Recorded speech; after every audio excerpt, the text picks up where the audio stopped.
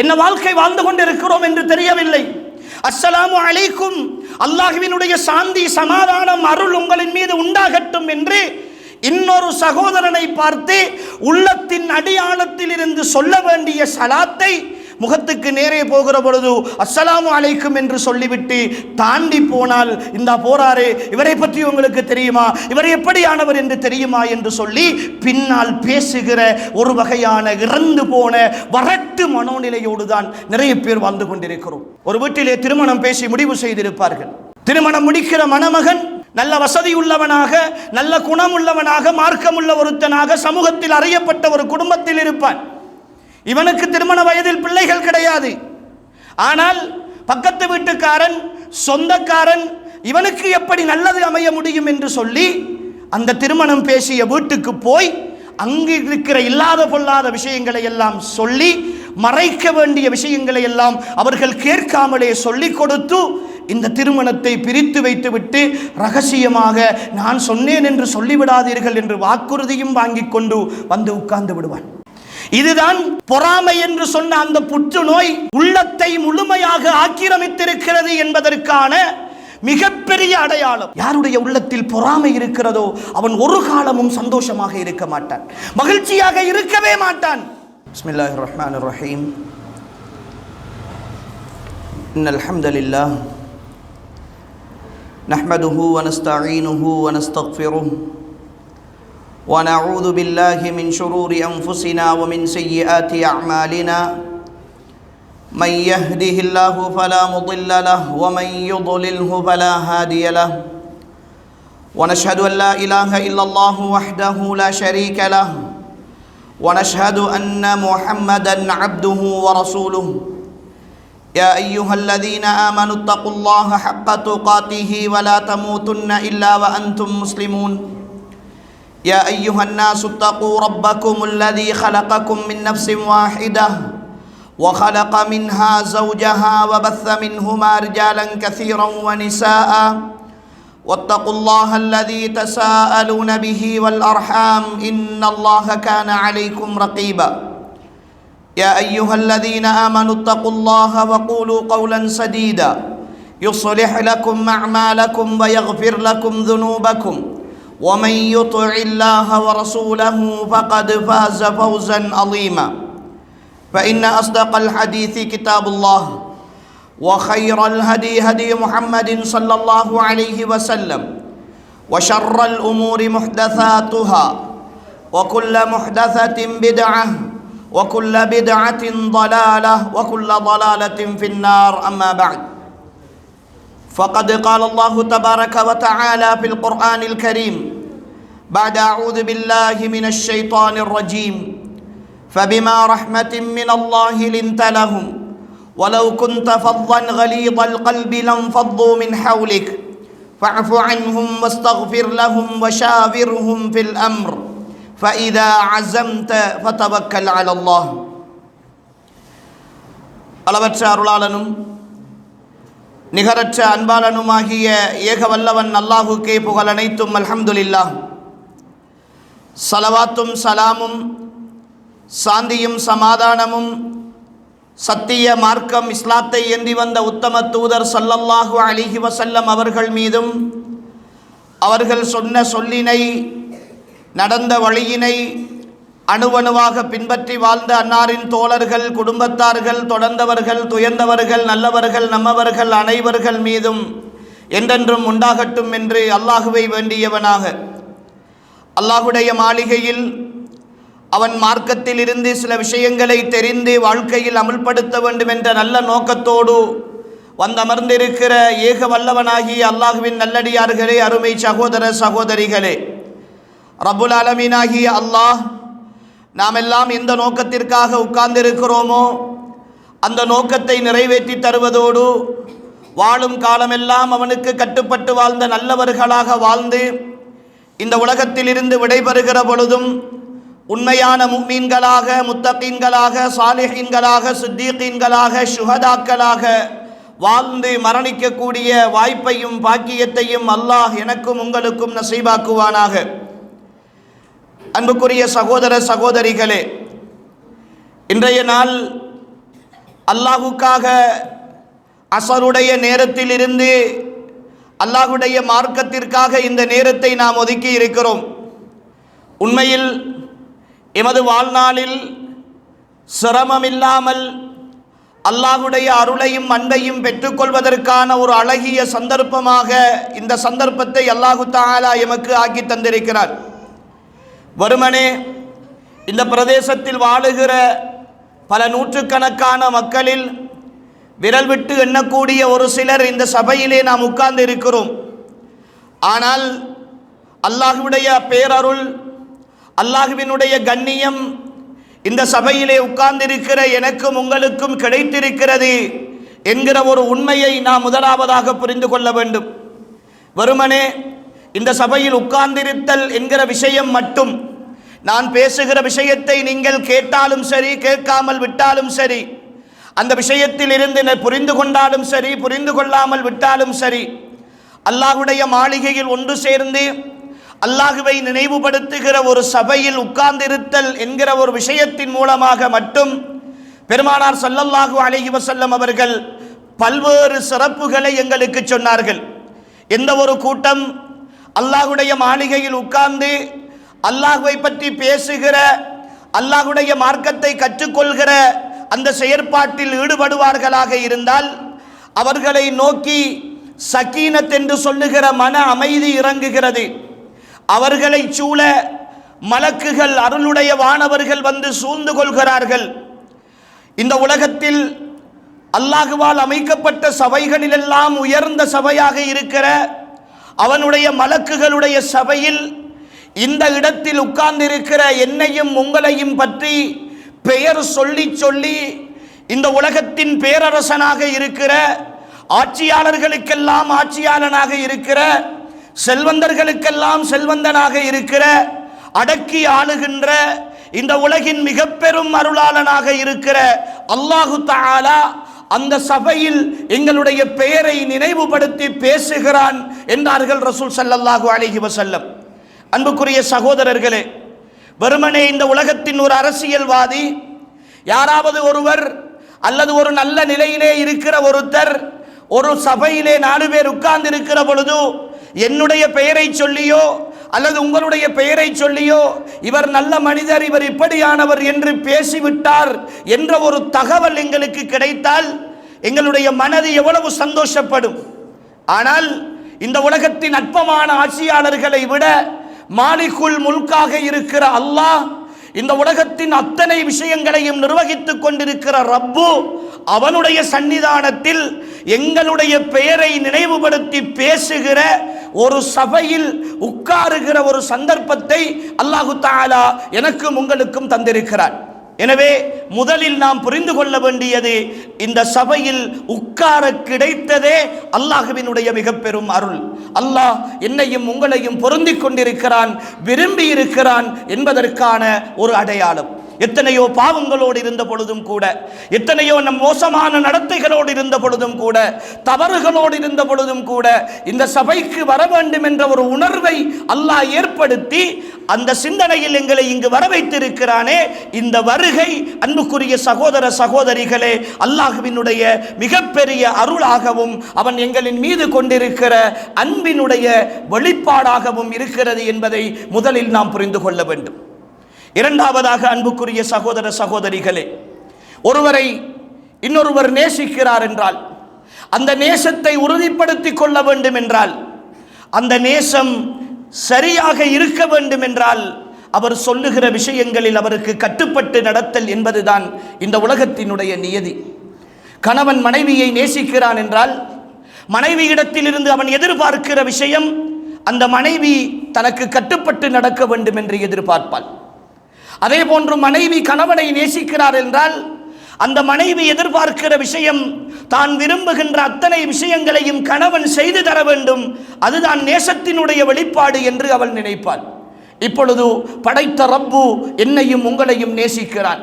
அன்புக்குரிய சகோதரர்களே, இந்த நேசத்தை உறுதிப்படுத்த வேண்டுமாக இருந்தால் அடுத்த கட்டம், அந்த ரப்பு எதை விரும்புகிறானோ, எதை செய்யுமாறு சொல்லுகிறானோ அந்த அடிப்படையில் வாழ்க்கையை நாம் அமைத்து கொள்ள வேண்டும் என்கிற நல்லெண்ணத்தோடு இந்த சபையில் உட்கார வேண்டும். என்னென்ன விஷயங்களை இங்கிருந்து கற்றுக்கொள்கிறோமோ அந்த விஷயங்களில் நல்லவைகளை வாழ்க்கையில் எடுத்து என்னுடைய வாழ்க்கை பயணத்தை இதற்கு பிறகு நான் மாற்றிக்கொள்ள வேண்டும் என்கிற அந்த எண்ணத்தோடு நாம் உட்கார வேண்டும். எனவே அன்புக்குரிய சகோதரர்களே, இந்த இடத்தில் உட்கார்ந்திருத்தல் என்கிற விஷயம் அல்லாஹ்வினுடைய மிக பெரும் அருளும் அன்பும் என்பதை நாம் முதலாவதாக புரிந்து கொள்ள வேண்டும். அன்புக்குரியவர்களே, இன்றைய தினம் எனக்கு தரப்பட்டிருக்கிற தலைப்பு மீசானை கனதியாக்குகின்ற நற்குணங்கள். இந்த தலைப்பு இன்றைய கால சூழலில் ஈமானிய சமுதாயத்திடத்தில் இழந்து போயிருக்கிற ஒரு தலைப்பை பற்றி, ஒரு விஷயத்தை பற்றி பேசுகிறது. பெற்றோர்கள் பிள்ளைகளை மதிப்பது கிடையாது என்கிற முறைப்பாடு, மாணவர்கள் ஆசிரியர்களை மதிப்பது கிடையாது என்கிற முறைப்பாடு, பெரியவர்களை சிறியவர்கள் மரியாதை கொடுக்கின்ற நிலை இல்லாது போன ஒரு சமுதாயம், பெரியவர்கள் சிறியவர்களோடு அன்பாக பழகுதல் என்கிற ஒரு நிலை இல்லாது போன ஒரு சமுதாய சூழல்.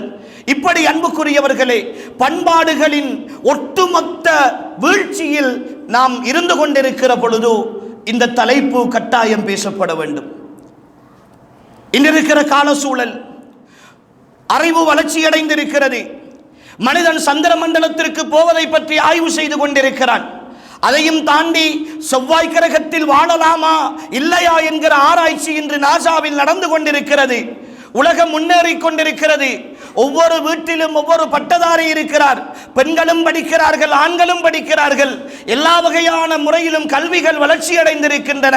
ஒவ்வொரு வீட்டிலுக்கும் வைத்தியர்கள் இருக்கிறார்கள், சிந்தனையாளர்கள் இருக்கிறார்கள், ஆய்வாளர்கள் இருக்கிறார்கள், நல்ல மக்கள் இருக்கிறார்கள். அறிவு இன்று உச்சகட்டத்தில் இருக்கிறது, யாரும் மறுக்க முடியாது. என்னுடைய பிள்ளையை ஒரு பாடசாலையில் சேர்க்க வேண்டும் என்றால், இல்லை ஒரு நர்சரியில் சேர்க்க வேண்டும் என்றால் கூட எந்த நர்சரியில் சேர்ப்பது, என்ன கல்வி கொடுப்பது என்று போராடுகிற அளவுக்கு இன்று யூகேஜி எல்கேஜி என்று எல்லா சிஸ்டங்களும் இன்று இலங்கையிலும் அமுல்படுத்தப்பட்டு இன்று கல்வி பாலர் வகுப்பிலே இருந்து 3 வயதில் இருந்து கற்றலுக்கான தயார்படுத்தல்கள் செய்யப்பட்டு கல்வி இன்று அப்படியே அடித்து புகுத்தப்படுகிற ஒரு காலகட்டத்தில் இருக்கிறோம். இதை யாரும் மறுக்க முடியாது. கல்வி எல்லோரிடத்திலும் இருக்கிறது. ஒன்றை தெரியாது என்று சொல்ல முடியாத அளவுக்கு அறிவு வளர்ச்சி அடைந்து அறிவின் உச்சகட்டத்தில் இருக்கிறோம். ஆனால் அதே சமுதாயத்தில் வாழுகிறவர்கள் தான் அன்புக்குரிய சகோதரர்களே, ஒரு சகோதரன் இன்னொரு சகோதரனை குத்தி கொலை செய்கிறான். ஒரு பாடசாலை மாணவியை அதே பாடசாலையில் படிப்பிக்கின்ற ஒரு ஆசிரியர் வழிகெடுக்கிறான். இன்னொரு சகோதரனை அந்த சகோதரனோடு காதல் என்ற பெயரில் பழகுகிற ஒரு பெண் ஏமாற்றுகிறாள். இன்னும் ஒரு அன்பை காட்டி பாசத்தை காட்டி அடுத்தவர்களுடைய மானத்தோடு மரியாதையோடு விளையாடுகிற கலாச்சாரம் இன்று அதிகரித்து காணப்படுகிறது. உள்வீட்டுக்குள் நடக்கிற விவகாரங்கள் எல்லாம் வாட்ஸ்அப் ஸ்டேட்டஸ் என்ற பெயரிலே இன்று அடுத்தவர்களுடைய குடும்ப பிரச்சனைகள் எல்லாம் வெளிவந்து கொண்டிருக்கின்றன. 2 பேருக்கு மத்தியில் நடக்கிற ஒரு சின்ன பிரச்சனை அடுத்தவர்களுடைய குடும்பத்தை மானத்தை இழுத்து ஃபேக் ஐடிகளிலே ஃபேஸ்புக்கிலே எழுதிவிட்டு போகிற கலாச்சாரம் இன்று அதிகரித்து காணப்படுகிறது. ஏமாற்றமும் பதுக்கலும் பஞ்சமா பாதகங்களும் குடிவரியும் போதையும் எந்த சமுதாயம் கல்வியின் உச்சத்தில் இருக்கிறது, நல்ல கல்வியை கொடுக்க வேண்டும் என்று நினைக்கிறோமோ அந்த சமுதாயத்தின் நடைமுறைகளாக மாறி போயிருக்கின்றன. ஒழுக்கம் கிடையாது. மாணவர்கள் ஆசிரியர்களை மதிப்பதும் கிடையாது. ஆசிரியர்கள் மாணவர்களோடு எந்த முறையில் நடந்து கொள்ள வேண்டும் என்கிற பண்பாடும் கிடையாது. பெற்றோர்கள் பதறித்திருக்கிறார்கள். பிள்ளை ஒரு கட்டத்திற்கு வந்துவிட்டால், ஒரு ஓயல் படிக்கிற 10ஆம் ஆண்டு படிக்கிற நிலைக்கு வந்துவிட்டால் இந்த பிள்ளையை எப்படி பாதுகாப்பது, எப்படி படிப்பிப்பது, எப்படி ஒழுக்கத்தை கற்றுக் கொடுப்பது என்று பிள்ளையை வைத்துக் கொண்டு தடுமாறி திரிகிற பெற்றோர்கள். பாடசாலைக்கு போகிற மாணவி, பல்கலைக்கழகத்திற்கு போகிற மாணவி தன்னுடைய பிள்ளை அதே நிலையில் திரும்ப வந்துவிட வேண்டுமே என்று வயிற்றிலே நெருப்பை கட்டிக்கொண்டு அங்கலாய்த்துக் கொண்டிருக்கிற காத்து கொண்டிருக்கிற பெற்றோர்கள். நாகரிகத்தின் பேரால் நடந்து கொண்டிருக்கிற ஆடை குறைப்புகள், கலாச்சார சீர்கேடுகள், ஒழுக்கமற்ற நிகழ்வுகள், ஆண் பெண் கலப்புகள் என்று சொல்லி எந்த சமுதாயம் கல்வியின் உச்சகட்டத்தில், அறிவின் உச்சகட்டத்தில் இருக்கிறதோ அந்த சமுதாயம் அன்புக்குரிய சகோதரர்களே இன்றைய கால சூழலில் அல்லாஹ் அருள் பாலித்தவர்களை தவிர ஒழுக்கத்தின் வீழ்ச்சியை நோக்கி, பண்பாட்டின் வீழ்ச்சியை நோக்கி நகர்ந்து கொண்டிருக்கிற ஒரு காலகட்டத்தில் நானும் நீங்களும் வாழ்ந்து கொண்டிருக்கிறோம். இந்த நிலையில் தான் நல்ல பண்பாடுகள், நல்ல குணங்கள் இந்த சமுதாயத்தில் வளர்த்தெடுக்கப்பட வேண்டும். அவைகள் வெறுமனே இந்த உலகத்தின் சந்தோஷத்திற்கானவைகள் மட்டுமல்ல, மறுமையின் உயர்வுக்காக, மஹ்ஷருடைய வெற்றிக்காக, மன்னரையின் சந்தோஷத்திற்காக, நாளை சுவனத்தில் சந்தோஷமாக வாழ வேண்டும் என்கிற இலக்கை அடிப்படையாக கொண்டிருக்க வேண்டும் என்கிற நல்லெண்ணத்தோடு தான் இந்த தலைப்பு அன்புக்குரிய சகோதரர்களே, சகோதரிகளே எங்களுக்கு வழங்கப்பட்டிருக்கின்றன. இந்த நற்குணம், நல்ல பண்பாடுகள் நாம் இழந்திருக்கிற மிக பெரும் பொக்கிஷம் அன்புக்குரிய சகோதரர்களே. அல்லாஹு தஆலா 7 வானங்களை தாண்டி இருக்கிற ரஹ்மான். இந்த உலகத்தில் அவன் அனுப்பிய இறை தூதர்களில் உன்னதமான ஒரு தலைவர் என்று நானும் நீங்களும் போற்றுகிற ஒரு மனிதர். இந்த உலகத்தில் வாழ்ந்த மனிதர்களில் எல்லாம் மிக உத்தமமானவர். இந்த உலகத்தில் அழகிய குணங்களின் ஒட்டுமொத்த வடிவமாக வாழ்ந்த எம் தலைவர் முஹம்மது ஸல்லல்லாஹு அலைஹி வஸல்லம் அவர்களை அல்லாஹு தஆலா இந்த உலகத்தில் புகழ வேண்டும் என்று நாடிய பொழுது அவனுடைய குர்ஆனில் அல்லாஹு தஆலா அவருக்கு ஒரு ஆறுதலை சொல்லுகிறான். அல்லாஹ்வின் தூதரை, இந்த தஅவாவை அவர்கள் எட்டி வைத்த சந்தர்ப்பத்தில் அந்த மக்கள் பைத்தியக்காரன் என்றார்கள், சூனியக்காரன் என்றார்கள், மோசமானவர் என்றார்கள், அறிவு பேதலித்து பிதற்றுகிறார் என்றார்கள். இந்த நேரம் அல்லாஹ் தன் தூதருக்கு ஒரு ஆறுதலை சொல்லுகிறான். ஒமா அன்த பிநிஅமதி ரப்பிக பிமஜ்னூன். நபியே, அவர்கள் சொல்வதை போன்று அல்லாஹ்வுடைய அருளால் நீங்கள் பைத்தியக்காரர் இல்லை. வ இன்னக லஅலா ஹுலுகின் அதீம்.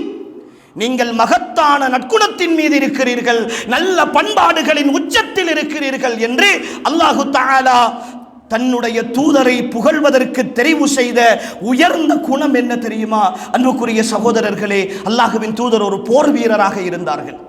அல்லாஹ்வின் தூதர் மிக தைரியசாலியாக இருந்தார்கள். அல்லாஹ்வின் தூதர் தோற்றத்தில் மிக அழகான மனிதராக இருந்தார்கள்.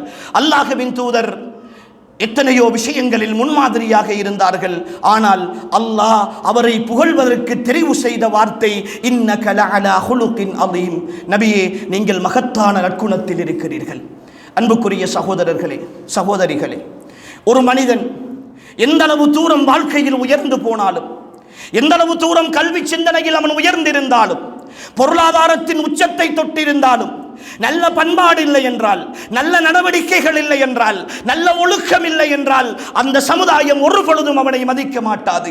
இன்று நிறைய ஹாஜிமார்களை பார்க்கிறோம். நல்ல பணக்காரர், நிறைய உதவி செய்பவர், நல்ல வசதியோடு வாழுகிறார். ஆனால் மனிதர்களோடு பேச தெரியாது.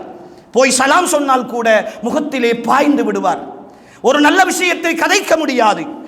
ஒரு ஆறுதலாக போய் ஒரு விஷயத்திற்கு உதவி கேட்க முடியாது. அவரிடத்தில் போவதற்கு சங்கடமாக இருக்கும். அந்த சமுதாயம் அவருடைய பொருளாதாரத்தை வைத்து அவரை மதிப்பீடு செய்கிற ஒரு சிலரை விட நல்ல முறையில் இருப்பவர்கள் அவர்கள் ஒரு பொழுதும் நேசிக்க மாட்டார்கள். இதுதான் உலகத்தினுடைய நியதி. அதனால் தான் அல்லாஹ்வின் தூதருக்கு ஆறுதல் சொல்லுகிற பொழுது, நபியே, நீங்கள் இந்த உலகத்தில் அடுத்தவர்களால் விமர்சிக்கப்படலாம், ஆனால் உங்களுடைய பண்பாடுகள் இந்த உலகத்தில் உங்களை வாழ வைக்கும். அல்லாஹ் இன்னும் ஒரு வசனத்தில் அதை விலாவாரியாக சொல்லுகிறான். ஃபபிமா ரஹ்மத்தின் மினல்லாஹி லின்த லஹும். நபியே, அல்லாஹ்வினுடைய அருளின் காரணம் நீங்கள் அந்த மனிதர்களோடு, சஹாபாக்களோடு மிருதுவாக, இரக்க குணத்தோடு நடந்து கொண்டீர்கள். வலவ் குந்த ஃபல்லன், நீங்களும் கடுகடுப்பான ஒருத்தராக, கடின சித்தமுள்ள ஒருத்தராக, அடுத்தவர்களோடு முரண்படுகிற ஒருத்தராக, அடிக்கடி கோபப்படுகிற ஒருத்தராக இருந்திருந்தால் லன் ஃபல்லூ மின் ஹவுலிக், அவர்கள் உம்மை விட்டும் என்றோ விலகிச் சென்றிருப்பார்கள் என்று அல்லாஹு தஆலா அவருடைய திருமறையில் சொல்லுகிறார்.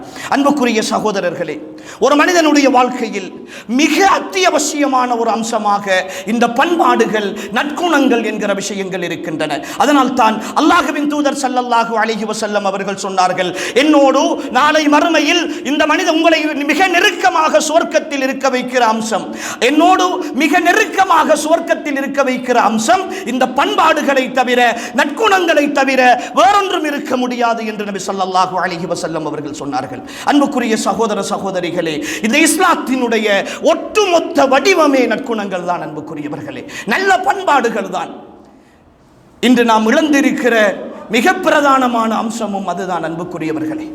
இந்த பண்பாடுகள் இல்லாததனுடைய விளைவு ஈமானிய சமுதாயம் பல்வேறுபட்ட உள நோய்களுக்கு உட்பட்டிருக்கிறோம். பல்வேறுபட்ட உள நோய்களுக்கு உட்பட்டிருக்கிறோம். உடல் நோய்கள் நிறைந்திருக்கின்றன. அது சுகராக, பிரஷராக, கொலஸ்ட்ராலாக, இன்னும் பல வியாதிகளாக இன்றைய கால சூழலில் இருக்கின்றன. அவற்றுக்கெல்லாம் தேடி தேடி மருந்து செய்கிறோம். இந்த பிரதேசத்தில், இந்த நாட்டில் நல்ல வைத்தியர்கள் யார் இருக்கிறார்கள் என்று சொல்லி அவர்களை சேனல் பண்ணி விலை கூடிய வைத்தியசாலைகளுக்கெல்லாம் போய் எங்களால் முடியுமான அளவுக்கு செலவு செய்கிறோம். நல்ல விஷயம், செய்ய வேண்டும் அன்புக்குரியவர்களே. ஆனால் இந்த உள நோய்கள் ஒரு நாள் எமது உடலில் இருந்து முழுமையாக குணமாகிவிடும். நாம் விரும்பினாலும் விரும்பாவிட்டாலும் இந்த உடல் நோய்கள் இருக்கிறதே, ஒரு நாள் எமது உடம்பிலிருந்து முழுமையாக குணமாகிவிடும். அந்த நாள் தான் என்னுடையதும் உங்களுடையதும் உயிர் பறிக்கப்படுகிற நாள். உயிர் பறிக்கப்படுகிற வேதனை, அந்த சக்கராத்தினுடைய வேதனை வருகிற பொழுது, அந்த சக்கராத்துக்கு பின்னால், என் உயிர் பறிக்கப்பட்டதற்கு பின்னால் இந்த உடலில் எந்த வருத்தமும் இருக்க மாட்டாது. இந்த உடல் ஜனாசாவாக அடக்கம் செய்யப்படுகிற பொழுது ஒரு நோயாளியாக நான் அடக்கம் செய்யப்பட மாட்டேன். இந்த உலகத்தில் இருந்து விடைபெறுகிற நிலையை பொறுத்து ஒன்று சந்தோஷமானவனாக அல்லது துக்கமானவனாக இந்த உலகத்தில் இருந்து அடக்கம் செய்யப்படுவேன். ஆனால் அன்புக்குரியவர்களே, உள நோய்கள் என்று வந்துவிட்டால், பண்பாடுகளின் வீழ்ச்சி என்று வந்துவிட்டால், அது இந்த உலகத்தையும் பாதிக்கும், மறுமையையும் பாதிக்கும் என்பதை அன்புக்குரிய சகோதரர்களே நாம் புரிந்து கொள்ளவில்லை. அதனால் தான் இந்த உடலுக்கு செய்கிற, இந்த உடலுக்கு ஏற்படுகிற நோய்களுக்கு செய்கிற நிவாரணங்களை போன்று உள்ளத்தில் ஏற்படுகிற இந்த பண்பாட்டு வீழ்ச்சி மிக்க நோய்களுக்கு எந்த ஒரு மருந்தையும் நாம் தேடாமல் இருக்கிறோம். அன்புக்குரியவர்களே, நான் சில உள நோய்களை எனக்கு கிடைத்திருக்கிற இந்த நேரத்தில் நான் உங்களுக்கு அடையாளப்படுத்துகிறேன். அந்த நோய்கள் எங்களிடத்தில் இருந்தால் நிச்சயமாக எங்களுடைய மீசான் என்று சொல்லுகிற அந்த நன்மை தீமை நிறுக்கின்ற தராசில் மிக பெரும் நஷ்டத்தை ஏற்படுத்துகிற நோய்கள் அவை. அதிலே முதலாவது அன்புக்குரியவர்களே, பொறாமை என்று சொல்கிற உள நோய். பொறாமை என்று சொல்லுகிற உள நோய். இன்று படித்தவர்கள், பாமரர்கள், ஆண்கள், பெண்கள், சிறுவர்கள், பெரியவர்கள் என்று எந்த வித்தியாசமும் இல்லாமல் எல்லோரையும் பீடித்திருக்கிற ஒரு மிக மோசமான ஒரு வியாதி இந்த பொறாமை என்று சொல்லுகிற வியாதி. அல்லாஹு தஆலா அவனுடைய திருமறையில் கேட்கிறான், அம் யஹ்சுதூன அன்-நாஸ அலா மா ஆதாஹுமுல்லாஹு மின் ஃபضலிஹி, நாங்கள் அவர்களுக்கு கொடுத்த அந்த அருள்களை பார்த்து கொண்டு அதிலிருந்து நீங்கள் பொறாமைப்படுகிறீர்களா அல்லது அவர்கள் பொறாமைப்பட்டு கொண்டிருக்கிறார்களா? நாம் கொடுத்த அருளை வைத்து அடுத்தவர்களுக்கு நாம் கொடுத்த நியமத்துக்களை பார்த்து இவர்கள் பொறாமைப்படுகிறார்களா என்று அல்லாஹு தஆலா அவனுடைய திருமறையில் கேட்கிறார். அன்புக்குரியவர்களே, பொறாமை என்று சொன்னால் பொறாமையை மிக சுருக்கமாக வரைவிலக்கணப்படுத்தலாம். எனக்கு அல்லாஹ் ஒரு நியமத்தை தந்திருக்கிறான், ஒரு அருளை தந்திருக்கிறான். அந்த நியமத் எனக்கென்று ரப்பு தனியாக வடிவமைத்து தந்த ஒரு அருள். அந்த அருளை பார்க்கிற பொழுது உங்களுடைய மனதில் ஒரு சங்கடம், ஒரு நெருடல், ஒரு கவலை, ஒரு மனதிலே ஒரு சஞ்சலம் ஏற்படுமாக இருந்தால் அது பொறாமை, பொறாமையினுடைய வெளிப்பாடு. ஒருவருக்கு அல்லாஹ் பணத்தை கொடுத்திருக்கிறார், ஒருவர் ஒரு வாகனத்தை வாங்கி இருக்கிறார். அந்த வாகனத்தை வாங்கி அவர் ஓட்டிக்கொண்டு போகிற பொழுது என்னுடைய மனதில் இவனெல்லாம் எப்படி இருந்தவன், இப்பொழுது கார் வாங்கி ஓடுகிறார், பெரிய நினைப்பு அவருக்கு என்று சொல்லி மனதிலே ஒரு சந்தேகம் வருமாக இருந்தால் என் உள்ளம் பொறாமை என்ற நோயினால் பீடிக்கப்பட்டிருக்கிறது. அன்புக்குரிய சகோதரர்களே, பண்பாடுகளின், நற்குணங்களின் ஒட்டுமொத்த வீழ்ச்சிக்கான காரணம், அத்தனை கெட்ட குணங்களுக்குமான அடிப்படை இந்த பொறாமை என்று இஸ்லாம் குறிப்பிடுகிறது. இந்த உலகத்தில் தோன்றிய முதலாவது பாவம் ஷைத்தான் நபி ஆதம் அலைஹிஸ்ஸலாம் அவர்களுக்கு சுஜூது செய்ய மறுத்த பாவம். அதுதான் இந்த உலகத்தில் முதலாவது தோன்றிய பாவம். அந்த பாவத்தை செய்வதற்கு மிக அடிப்படை காரணமாக இருந்தது இந்த பொறாமைதான். நபி ஆதம் அலைஹிஸ்ஸலாம் மண்ணால் படைக்கப்பட்டவர்கள், மலக்குகள் சுஜூது செய்கிறார்கள். நான் மலக்குகளின் ஆசானாக இருந்தவன், நெருப்பால் படைக்கப்பட்டவன், எப்படி ஆதத்திற்கு மலக்குகள் சுஜூது செய்வதை என்னால் அங்கீகரிக்க முடியும் என்று நபி ஆதம் அலைஹிஸ்ஸலாம் அவர்களுக்கு அல்லாஹ் கொடுத்த ஒரு நியமத்தின் மீது வந்த வெறுப்புத்தான் இபிலீஸை மலக்குகளுக்கு ஆசிரியர் என்ற தரத்திலே இருந்து இந்த உலகத்தின் சபிக்கப்பட்டவனாக பூமியை நோக்கி கீழிறக்கியது. இந்த உலகத்தில் முதலாவது நடந்த பாவம் இந்த பொறாமைதான். நபி ஆதம் அலைஹிஸ்ஸலாம் அவர்களும் ஹவ்வா அலைஹிஸ்ஸலாம் அவர்களும் சுவர்க்கத்தில் சந்தோஷமாக இருக்கிற பொழுது அந்த சந்தோஷத்தின் மூலமாக இபிலீஸுக்கு ஏற்பட்ட பொறாமைதான் அவர்களை வழிகெடுத்து இந்த பூமிக்கு அவர்களை திருப்பி அனுப்புவதற்கு காரணமாக அமைந்தது. நபி ஆதம் அலைஹிஸ்ஸலாம் அவர்களுடைய 2 பிள்ளைகளுக்கு மத்தியில் எந்த பிள்ளையினுடைய பிள்ளையை கட்டிக்கொள்வது என்கிற திருமண விதத்தில் வந்த பொறாமைதான் முதலாவது இந்த உலகத்தில் நடந்த கொலைக்கு காரணமாக அமைந்தது. நபி யூசுப் அலைஹிஸ்ஸலாம் அவர்களுடைய சகோதரர்கள் அவர்களின் மீது கொண்ட பொறாமையின் வெளிப்பாடுதான் யாக்கூப் அலைஹிஸ்ஸலாம் அவர்களிடத்திலே இருந்து அவரை பிரித்து பால்கணத்திலே வீசி அவரை கொலை செய்வதற்கான திட்டத்தை தீட்டியது. நபி ஸல்லல்லாஹு அலைஹி வஸல்லம் அவர்கள் மீது இருந்த பொறாமைதான் மக்கத்து குறைஷி காபிர்கள் அல்லாஹ்வின் தூதரை பற்றி தெரிந்திருந்தும் 40 ஆண்டுகள் அல்லாஹ்வின் தூதருடைய பண்பாடுகளையும் ஒழுக்கத்தையும் நபி அவர்களுடைய நல்ல விஷயங்களை தெரிந்திருந்தும் கூட நபித்துவத்தை கொண்டு வந்து சொன்ன பொழுது சாதாரண ஆடு மேய்க்கின்ற எழுத வாசிக்க தெரியாத ஒருத்தன் நபியாக வருவதா என்ற பொறாமைதான் மக்கத்து குறைஷி காபிர்களை, அன்புக்குரிய சகோதரர்களே, அல்லாஹ்வின் தூதரை நிராகரிக்க வைத்தது. இப்படி இந்த உலகத்தில் நடைபெறுகிற பெரும்பாலான பாவங்களுக்கு பின்னால் இந்த பொறாமை இருக்கிறது. அன்புக்குரியவர்களே, இந்த பொறாமை என்ற நோய் வந்துவிட்டால், இந்த கெட்ட குணம் மனதில் உள்ளத்தில் மனிதனுடைய உள்ளத்தில் தோன்ற ஆரம்பித்து விட்டால் அடுத்தடுத்த பாவங்களை அவன் சர்வசாதாரணமாக செய்வான். என்னுடைய உள்ளத்தில் இங்கிருக்கிற உங்களில் ஒருவரை பற்றிய பொறாமை வந்தால் அடுத்தவரை சந்திக்கிற பொழுது அவருடைய குறைகளை பேசுவேன், அவரை பற்றி புறம் பேசுவேன், அவருடைய சின்ன சின்ன விஷயங்களை எல்லாம் துருவி துருவி ஆராய ஆரம்பிப்பேன். அவர் ஏதாவது நனவு செய்தால் கூட அந்த நனவை அங்கீகரிக்கிற மனோநிலை எனக்கு ஏற்பட மாட்டாது. அதற்கு காரணங்கள் சொல்லுவேன். எனக்கு ஒருவரின் மீது பொறாமை வந்துவிட்டால் அவருக்கு நல்லது நடந்துவிடக் கூடாது என்பதில் குறியாக இருந்து அவருக்கு குழி தோண்ட ஆரம்பிப்பேன். நல்லது நடந்துவிடக் கூடாது என்று நினைப்பேன். ஒருவரோடு பொறாமை என்றால் சலாம் கூட சந்தேகத்தோடு தான் வரும். இன்று நிறைய பேரை பார்க்கிறோம் அன்புக்குரியவர்களே, சலாம் என்ற வணக்கத்தை கூட சந்தோஷமாக உல அமைதியோடு திருப்தியோடு சொல்ல முடியாதவர்களாகத்தான் நாம் இருக்கிறோம். புரிந்து கொள்ள வேண்டும் உறவுகளே, என்ன வாழ்க்கை வாழ்ந்து கொண்டிருக்கிறோம் என்று தெரியவில்லை. அஸ்ஸலாமு அலைக்கும், அல்லாஹ்வினுடைய சாந்தி சமாதானம் அருள் உங்களின் மீது உண்டாகட்டும் என்று இன்னொரு சகோதரனை பார்த்து உள்ளத்தின் அடியாளத்தில் இருந்து சொல்ல வேண்டிய சலாத்தை முகத்துக்கு நேரே போகிற பொழுது அஸ்ஸலாமு அலைக்கும் என்று சொல்லிவிட்டு தாண்டி போனால், இந்த போறாரே இவரை பற்றி உங்களுக்கு தெரியுமா, இவர் எப்படியானவர் என்று தெரியுமா என்று சொல்லி பின்னால் பேசுகிற ஒரு வகையான இறந்து போன வரட்டு மனோநிலையோடு தான் நிறைய பேர் வாழ்ந்து கொண்டிருக்கிறோம்.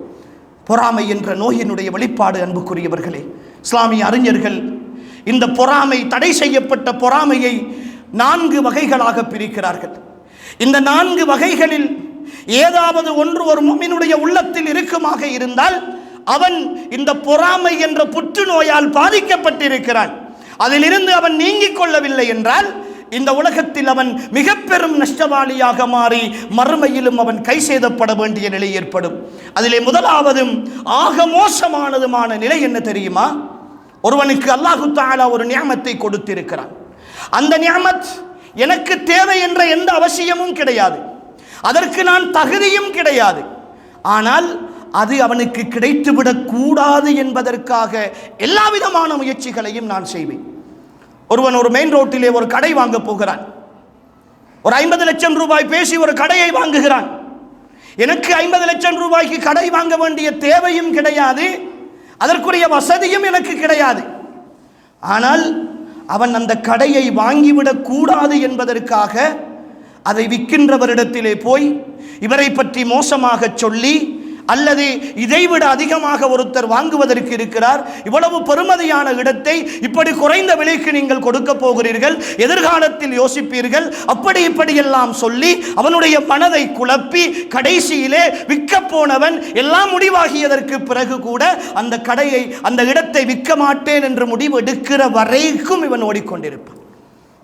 ஒரு வீட்டிலே திருமணம் பேசி முடிவு செய்திருப்பார்கள். திருமணம் முடிக்கிற மணமகன் நல்ல வசதி உள்ளவனாக, நல்ல குணம் உள்ளவனாக, மார்க்கம் உள்ள ஒருத்தனாக, சமூகத்தில் அறியப்பட்ட ஒரு குடும்பத்தில் இருப்பான். இவனுக்கு திருமண வயதில் பிள்ளைகள் கிடையாது. ஆனால் பக்கத்து வீட்டுக்காரன், சொந்தக்காரன் இவனுக்கு எப்படி நல்லது அமைய முடியும் என்று சொல்லி அந்த திருமணம் பேசிய வீட்டுக்கு போய் அங்கு இருக்கிற இல்லாத பொல்லாத விஷயங்களை எல்லாம் சொல்லி, மறைக்க வேண்டிய விஷயங்களை எல்லாம் அவர்கள் கேட்காமலே சொல்லிக் கொடுத்து இந்த திருமணத்தை பிரித்து வைத்துவிட்டு ரகசியமாக நான் சொன்னேன் என்று சொல்லிவிடாதீர்கள் என்று வாக்குறுதியும் வாங்கி கொண்டு வந்து உட்கார்ந்து விடுவான். இதுதான் பொறாமை என்று சொன்ன அந்த புற்றுநோய் உள்ளத்தை முழுமையாக ஆக்கிரமித்திருக்கிறது என்பதற்கான மிகப்பெரிய அடையாளம். இந்த நோய் வந்துவிட்டால் அன்புக்குரிய சகோதரர்களே, தெளிவாக புரிந்து கொள்ளுங்கள். எப்பொழுது இந்த பொறாமை என்ற நற்குணம், கெட்ட குணம் உள்ளத்தில் வருகிறதோ அப்பொழுது அல்லாஹு தஆலா உள்ளத்தில் இருந்து சந்தோஷத்தை எடுத்து விடுவான். யாருடைய உள்ளத்தில் பொறாமை இருக்கிறதோ அவன் ஒரு காலமும் சந்தோஷமாக இருக்க மாட்டான், மகிழ்ச்சியாக இருக்கவே மாட்டான். அவனுடைய உள்ளம் குறுகுறுத்துக் கொண்டே இருக்கும். அவன் யாரை பார்த்து பொறாமைப்படுகிறானோ அவன் நிம்மதியாக சுற்றி திரிவான். அவனுக்கு இவனை பற்றி எந்த அக்கறையும் இருக்காது. ஆனால் இவனுக்கு அவன் கடந்து போகிற பொழுதெல்லாம் நெஞ்சுக்குள் இடிக்கும். அவன் தாண்டி போகிற பொழுதெல்லாம் வயிறு எரிந்து கொண்டே இருக்கும். அவன் அனுபவிக்கிற ஒவ்வொரு ரூபாயை பார்க்கிற பொழுதும் இவன் நிம்மதி இழந்து தவித்துக் கொண்டே இருப்பான். இவனுடைய தூக்கம் பறிபோயிருக்கும், இவனுடைய சந்தோஷம் பறிபோயிருக்கும். குடும்பத்தோடு மனைவியோடு பேசுவதென்றால் கூட இவன் அடுத்தவர்களுடைய குறைகளைத்தான் பேசிக் கொண்டிருப்பான். இது ஆண்களுக்கு மட்டுமல்ல, இந்த நோய் பெண்களிடத்திலும் அதிகமாக இருக்கிறது. இந்த பொறாமை என்ற குணம். இன்னொருத்தி ஒரு நகையை போட்டு வந்தால் கூட அவள் ஏதோ ஒன்றை சம்பாதித்து அவருடைய கணவன் வாங்கி கொடுத்திருப்பான், இல்லை அது தவறாகவே வாங்கி கொடுத்திருக்கட்டும், அதை பற்றி பேசுகிற உரிமையும் அருகதையும் எனக்கு கிடையாது. ஆனால் அதை பொறாமைப்பட்டு அவளை பற்றி இல்லாத பொல்லாதவைகள் எல்லாம் பேசி அவர் அப்படி வருகிறார், இப்படி வருகிறார், தேவையா தேவையில்லையா என்ற விவாதங்கள் எல்லாம் நடத்தி உள்ளத்தில் அப்படியே நிம்மதியை இல்லாமல் ஆக்குகிற முதலாவது வகை இந்த பொறாமை அன்புக்குரியவர்களே. இரண்டாவது ஒரு வகை இருக்கிறது. இன்னொருவருக்கு அல்லாஹு தஆலா ஒரு நியமத்தை கொடுத்திருப்பான். அந்த நியமத் அவரிடத்தில் இருப்பது எனக்கு விருப்பமில்லை, அதை அவரிடத்தில் இருந்து கலட்டி நான் பெற்றுக்கொள்ள வேண்டும் என்கிற எண்ணத்தோடு ஓடுவது. இது புற்றுநோயினுடைய அடுத்த வடிவம். அல்லாஹு தஆலா ஒருவருக்கு ஒரு நியமத்தை, ஒரு பதவியை கொடுத்திருக்கிறான். அந்த பதவி அவருக்கு கிடைத்து விட்டால் அதை தாங்கிக் கொள்ள முடியாமல் எங்கெல்லாம் போய் பெட்டிஷன் அடிக்க வேண்டுமோ, எங்கெல்லாம் போய் வழக்கு போட வேண்டுமோ, யாரிடம் எந்த அதிகாரிடத்திலாம் போய் பேச வேண்டுமோ எல்லோரிடத்திலும் பேசி அந்த பதவியை தனக்கு சொந்தமானதாக அல்லது அந்த நியமனத்தை தனக்கு சொந்தமானதாக மாற்றிக்கொள்கிற வரைக்கும் ஓடித்திரிகிற இன்னும் ஒரு வகை பொறாமை. அன்புக்குரிய சகோதரர்களே, இன்றைய சமுதாய சூழலில் மிக அதிகமாக காணுகிறோம். ஒன்றாக பேசிக்கொள்வார்கள், ஒன்றாக இருப்பார்கள். ஏன்? சொந்த இரத்த சகோதரர்கள், சொந்த ராத்தா, தங்கச்சி, தம்பி, இவர்களுக்கு ஒரு நலவு நடப்பதை கூட பொருந்திக் கொள்ள முடியாத அளவுக்கு இந்த பொறாமை என்ற நோய் உச்சகட்டத்தில் இருக்கிறது. சகோதரர்களே, நிறைய நிகழ்வுகளை பார்க்கிறோம். சில முஸ்லிம் பிரதேசங்களில் போகிற பொழுது எங்களிடத்திலே சொல்லுவார்கள், சொந்த தம்பி ஒரு வீடு கட்டிவிட்டான், பக்கத்து வலகில் கட்டியிருக்கிறான், ஒரு சின்ன இடைவெளி, ஒழுங்கை பிரச்சினை அல்லது பீலியிலே இருந்து தண்ணீர் வடிகிற பிரச்சினை, இதற்கெல்லாம் வழக்கு பேசுகிறார்கள். காரணம், அவன் வீடு கட்டிவிட்டான், தண்ணீர் வடிகிறது என்பதல்ல இங்கிருக்கிற பிரச்சினை. பிரச்சினை அன்புக்குரிய சகோதரர்களே, சகோதரிகளே, அவன் எப்படி வீடு கட்ட முடியும்? என்னுடைய வீடு அப்படியே இருக்கிறது. கல்யாணம் முடித்த நாளிலே இருந்து நான் இந்த வீட்டிலே தான் வாழ்ந்து கொண்டிருக்கிறேன். எனக்கு இன்னும் வீடு கட்ட முடியவில்லை. அவன் ஏதோ வெளிநாட்டுக்கு போய் சம்பாதித்து ஏதோ ஒரு வகையிலே அவனுக்கு அல்லாஹ் தஆலா வசதியை கொடுத்து ஒரு வீட்டை கட்டிவிட்டான். அதை பொறுத்து கொள்ள முடியவில்லை. இதற்கு சொந்த சகோதரன், அவன் அனுப்புகிற சாப்பாட்டை சாப்பிட்டு இருக்கிறோம். அவனை தூக்கி வளர்த்தவர்கள், அவனோடு சந்தோஷமாக இருந்தவர்கள் சொந்த தங்கச்சி என்று வழக்கு பேசுகிறார்கள், முரண்பட்டு கொண்டிருக்கிறார்கள். அடிப்படை பிரச்சினை போலீசிலே போய் முறைப்பாடு செய்யப்பட்டிருக்கிறது. அன்புக்குரிய சகோதர சகோதரிகளே, பொறாமையினுடைய உச்சகட்டம் இந்த பண்புகள் இன்று அன்புக்குரிய சகோதர சர்வசாதாரணமாக எல்லோரிடத்திலும், இது உலமாக்களிடத்தில் கூட, மார்க்கத்தை சொல்லுபவர்களிடத்தில் கூட அடுத்தவனுடைய முன்னேற்றத்தை சகித்துக் கொள்ள முடியாத மனோநிலை, அது எனக்கு வர வேண்டும் என்கிற அந்த மனோநிலை. ஒரு அரசாங்கத்தால் ஒரு உதவி கிடைத்து விட்டால், ஏதாவது ஒரு பதவி கிடைத்து விட்டால் அதை பிடுங்கி எடுக்க வேண்டும். என்னுடைய பிள்ளைக்கு கிடைக்க வேண்டியது, என்னுடைய வீட்டுக்கு வர வேண்டியது அடுத்தவனுக்கு போய்விட்டது என்கிற மனோநிலை. திருமணங்கள், பேச்சுவார்த்தைகளில் நடக்கிற பிரச்சனைகள். அன்புக்குரியவர்களே, இது பொறாமையினுடைய அடுத்த கட்டம். மூணாவது, அன்புக்குரிய சகோதரர் சகோதரிகளே, ஒருவனுக்கு அல்லாஹு தஆலா ஒரு நியாமத்தை கொடுத்திருக்கிறான்.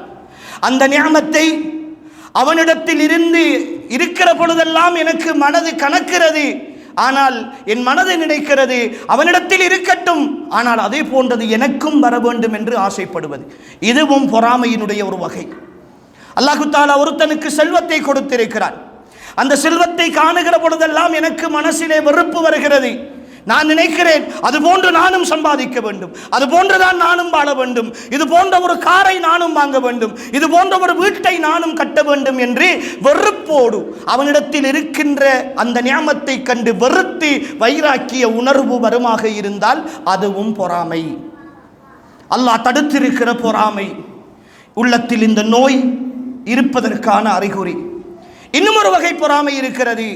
அல்லாஹு தஆலா ஒரு நியாமத்தை அவனுக்கு கொடுத்திருக்கிறான், ஆனால் அந்த நியாமத் அவனிடத்தில் இருப்பதால் எனக்கு எந்த சங்கடமும் கிடையாது, மனவருத்தம் எதுவும் கிடையாது. ஆனாலும் என் மனது ஆசைப்படுகிறது அவனை போன்று எனக்கு அந்த நியாமத்து கிடைத்தால் நானும் சந்தோஷமாக இருப்பேனே என்று ஆசைப்படுகிறது. இதை அறிஞர்கள் ரெண்டு வகையாக பிரிக்கிறார்கள். ஒன்று, இது உலக காரியத்தில் அவனுக்கு ஆசை வந்தால் அது பொறாமை. மறுமையினுடைய நன்மையான காரியங்களில் ஆசை வந்தால் அது அவனுக்கு ஆகுமானது. ஒருவனுக்கு ரசூல் ஸல்லல்லாஹு அலைஹி வஸல்லம் அவர்கள் சொன்னார்கள், இரண்டு மனிதர்களுடைய விடயத்தில் பொறாமைப்படலாம். ஒன்று, அல்லாஹு தஆலா ஒரு மனிதனுக்கு ஒரு செல்வத்தை கொடுத்திருக்கிறார். அந்த செல்வத்தை அவன் தினம் தினம் அல்லாஹ்வுடைய பாதையில் செலவு செய்து கொண்டிருக்கிறான். ஆனால் அதை பார்க்கிற பொழுது என்னுடைய உள்ளத்தில் எனக்கும் அல்லாஹு தஆலா இப்படி தந்தால் நானும் நல்ல காரியங்களில் செலவழிப்பேனே என்கிற ஆசை ஒரு மனிதனுக்கு வந்தால் அது மார்க்கத்தில் அங்கீகரிக்கப்பட்ட பொறாமை. ஒருவனுக்கு அல்லாஹு தஆலா அறிவை கொடுத்திருக்கிறான். அந்த அறிவை இவன் தினம் தினம் ஓயாமல் அடுத்தவர்களுக்கு கற்றுக் கொடுத்து கொண்டிருக்கிறான், நல்ல காரியங்களில் செலவழித்துக் கொண்டிருக்கிறான். அந்த நேரம் நானும் இப்படி படித்து எனக்கும் இந்த அறிவை தந்திருந்தால் நானும் நல்லதை கற்றுக் கொடுப்பேனே என்கிற ஆசை வந்திருந்தால் இது அனுமதிக்கப்பட்ட பொறாமை. அன்புக்குரிய சகோதரர்களே, நாம் யோசித்து பார்க்க வேண்டும். கெட்ட குணங்களை பற்றி பேசுகிற பொழுது, நல்ல குணங்களுக்கு எதிரான விஷயங்களை பற்றி பேசுகிற பொழுது இவற்றை நாம் யோசிக்க வேண்டும். எப்பொழுது அன்புக்குரிய சகோதர சகோதரிகளே இந்த பொறாமை என்கிற உணர்வு ஒரு மனிதனுடைய வாழ்க்கையில் வந்துவிட்டால் அவனை அல்லாஹு தஆலா பல விஷயங்களை கொண்டு சோதிப்பான். அதிலே ஒன்றுதான், முதலாவது நாம் சொன்ன அவனுடைய மனதிலே இருக்கிற சந்தோஷத்தை அல்லாஹு தஆலா எடுத்து விடுவான்.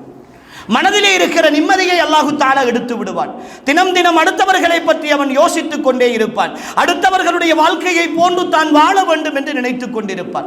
இரண்டாவதாக அன்புக்குரியவர்களே, இந்த பொறாமைப்படுபவர்கள் செய்கிற மிகப்பெரிய ஒரு பாவம் என்ன தெரியுமா? ஆக உச்சகட்ட தவறு என்ன தெரியுமா?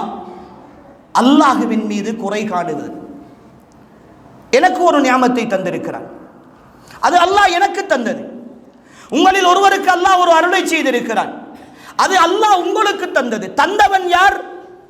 இந்த உலகத்தின் மிக பெரும் இரட்சகன். அல்லாஹ் சொல்லுகிறான், நஹ்னு கஸம்னா பைனஹும் மஈஷத்தஹும் ஃபில் ஹயாத்தித் துன்யா. இந்த உலக வாழ்க்கையில் அவர்களுக்குரிய பங்குகளை நாங்கள் தான் அவர்களுக்கு பங்கு வைத்து கொடுத்திருக்கிறோம். இந்த உலகத்தில் படைக்கப்பட்ட ஒவ்வொருவருக்கும் தனித்தனியான அருள்களை அல்லாஹ் கொடுத்திருக்கிறார். என்னை போன்று ஒரு காலமும் நீங்கள் வாழ முடியாது, உங்களை போன்று ஒரு காலமும் நானும் வாழ முடியாது. உங்களை ஒவ்வொருவரையும் அல்லாஹ் தனித்தனியாக டிசைன் பண்ணி இருக்கிறார். உங்களுக்கு எது வேண்டும், எது தர வேண்டும், எது தரக்கூடாது, எவ்வளவு நாள் வாழ வேண்டும், எவ்வளவு நாள் வாழ முடியாது, என்ன நியாமத்துக்களை அனுபவிக்க வேண்டும், என்ன சந்தோஷங்களை அனுபவிக்க கூடாது, என்ன நோய் வர வேண்டும், எப்பொழுது ஆரோக்கியம் வர வேண்டும், வாழ்க்கையின் அத்தனை விஷயங்களையும் ஆரம்பம் முதல் கடைசி வரைக்கும் அல்லாஹ் உங்களுக்கு தனியாகத்தான் நியமித்திருக்கிறார். எனவே அல்லாஹ் எனக்கு ஒரு அருளை தந்து அந்த அருளில் நீங்கள் பொறாமைப்படுவீர்களாக இருந்தால் அல்லாஹுவை குறை காணுகிறோம். எனக்கு அல்லாஹ் தராமல் விட்டு விட்டானே, அவனுக்கு கொடுத்திருக்கிறானே என்கிற அல்லாஹுடைய பங்கீட்டில் குறை காணுகிறோம். அன்புக்குரிய சகோதர சகோதரிகளே, எப்பொழுது அல்லாஹுடைய பங்கீட்டில் குறை காண ஆரம்பிக்கிறோமோ அப்பொழுது ஈமான் இல்லாமல் போய்விடும். எனவே ஈமானை பறிக்கிற மிக பிரதானமான அம்சங்களில் ஒன்று இந்த பொறாமை, கெட்ட குணங்களின் தாய் என்று சொல்லலாம். அடுத்த பண்பு அல்லாஹ் அவர்களிடத்தில் சோதிக்கிற விஷயம், இந்த பொறாமைக்காரனை அல்லாஹு தஆலா எல்லா விதமான பாவங்களையும் செய்ய வைப்பான். கோல் சொல்லுவான், புறம் பேசுவான், சந்தர்ப்பத்துக்கு அநியாயம் செய்வான், அடுத்தவர்களுடைய குறைகளை தேடுவான், அடுத்தவர்களுடைய பிரச்சனைகளில் தலையிடுவான். இவனுக்கு ஒரு கஷ்டம் என்றால் அவன் சந்தோஷப்படுவான். ஒரு முஃமின் அப்படி இருக்க முடியாது. அடுத்தவர்களுடைய கஷ்டத்தில் சந்தோஷப்படுபவன் முஃமினாக இருக்க முடியாது.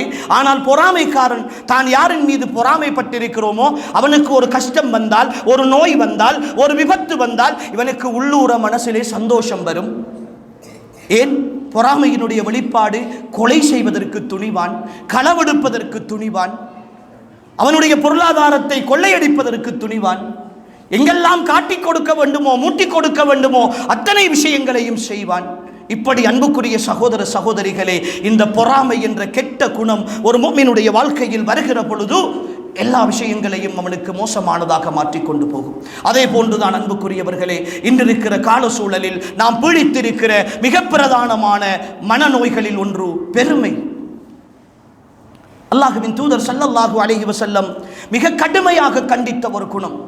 நான் சுருக்கமாக சில விஷயங்களை நேரத்தினுடைய அருமை கருதி சொல்லிக் கொண்டு போகிறேன். அன்புக்குரியவர்களே, அல்லாஹ்வின் தூதர் ஸல்லல்லாஹு அலைஹி வஸல்லம் அவர்களும் அவர்களுடைய தோழர்களும் தங்களுடைய வாழ்க்கையில் மிக வெறுத்த ஒரு குணமாக இந்த பெருமை என்று சொல்கிற குணம் இருக்கிறது. அல் கிப்ரியா ரிதாஇ, பெருமை என்பது என்னுடைய மேலாடை என்று அல்லாஹு தஆலா சொன்னதாக நபி ஸல்லல்லாஹு அலைஹி வஸல்லம் அவர்கள் சொல்கிறார்கள்.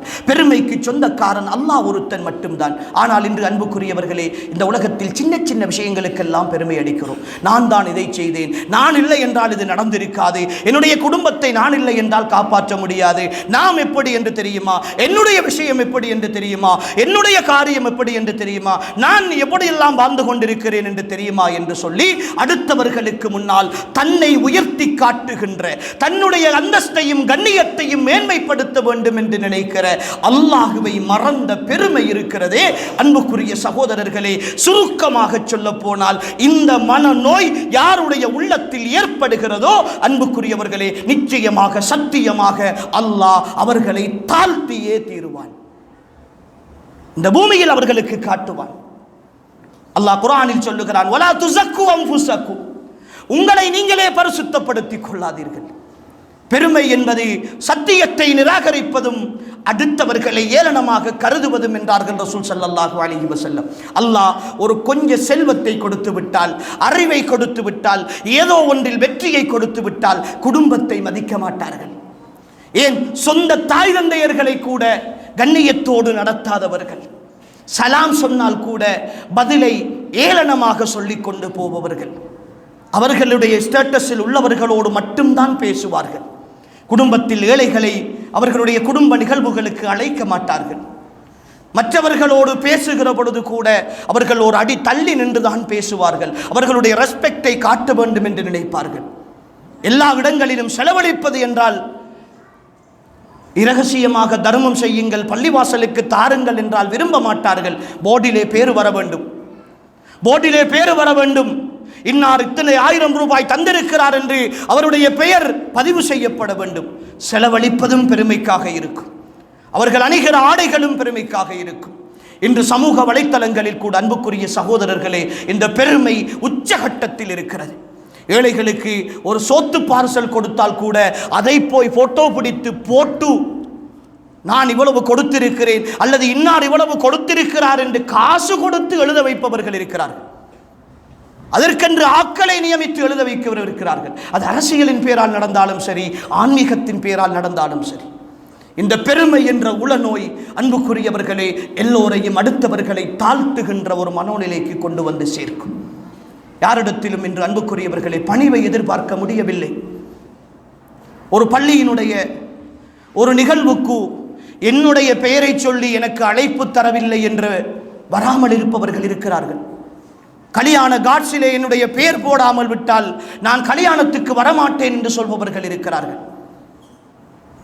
சமூக நிகழ்வுகள் நடக்கிற பொழுது மேடையிலே எனக்கு கதிரை போடவில்லை என்பதற்காக, என்னுடைய பெயரை அழைப்புதலிலே அடிக்கவில்லை என்பதற்காக, தான் படித்த பட்டங்களை போடவில்லை என்பதற்காகவெல்லாம் சமூக நிகழ்வுகளையும் நல்ல விஷயங்களையும் முகத்துக்கு நேரே புறக்கணிக்கிற, அதை சுட்டிக்காட்டி எனக்கு இப்படி செய்யவில்லை என்று கண்ணியத்தை காசு கொடுத்து வாங்குகிற அற்பமானவர்களும் இந்த பூமியில் இருக்கிறார்கள்.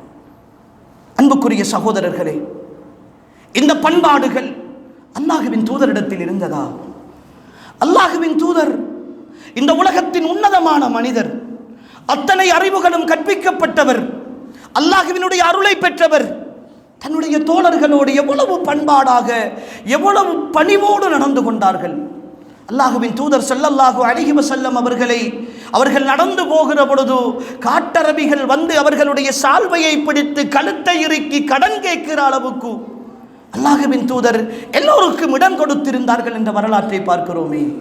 அல்லாஹ்வின் தூதர் ஸல்லல்லாஹு அலைஹி வஸல்லம் அவர்களுடைய சஹாபாக்கள் சொல்லுகிறார்கள், நபி ஸல்லல்லாஹு அலைஹி வஸல்லம் அவர்கள் எங்கள் ஒவ்வொருவரையும் தனித்தனியாக என்னைத்தான் ரசூலுல்லாஹ் அதிகமாக நேசிக்கிறார்கள் என்று எண்ணுகிற அளவுக்கு எங்களோடு நபி அவர்கள் பழகுவார்கள்.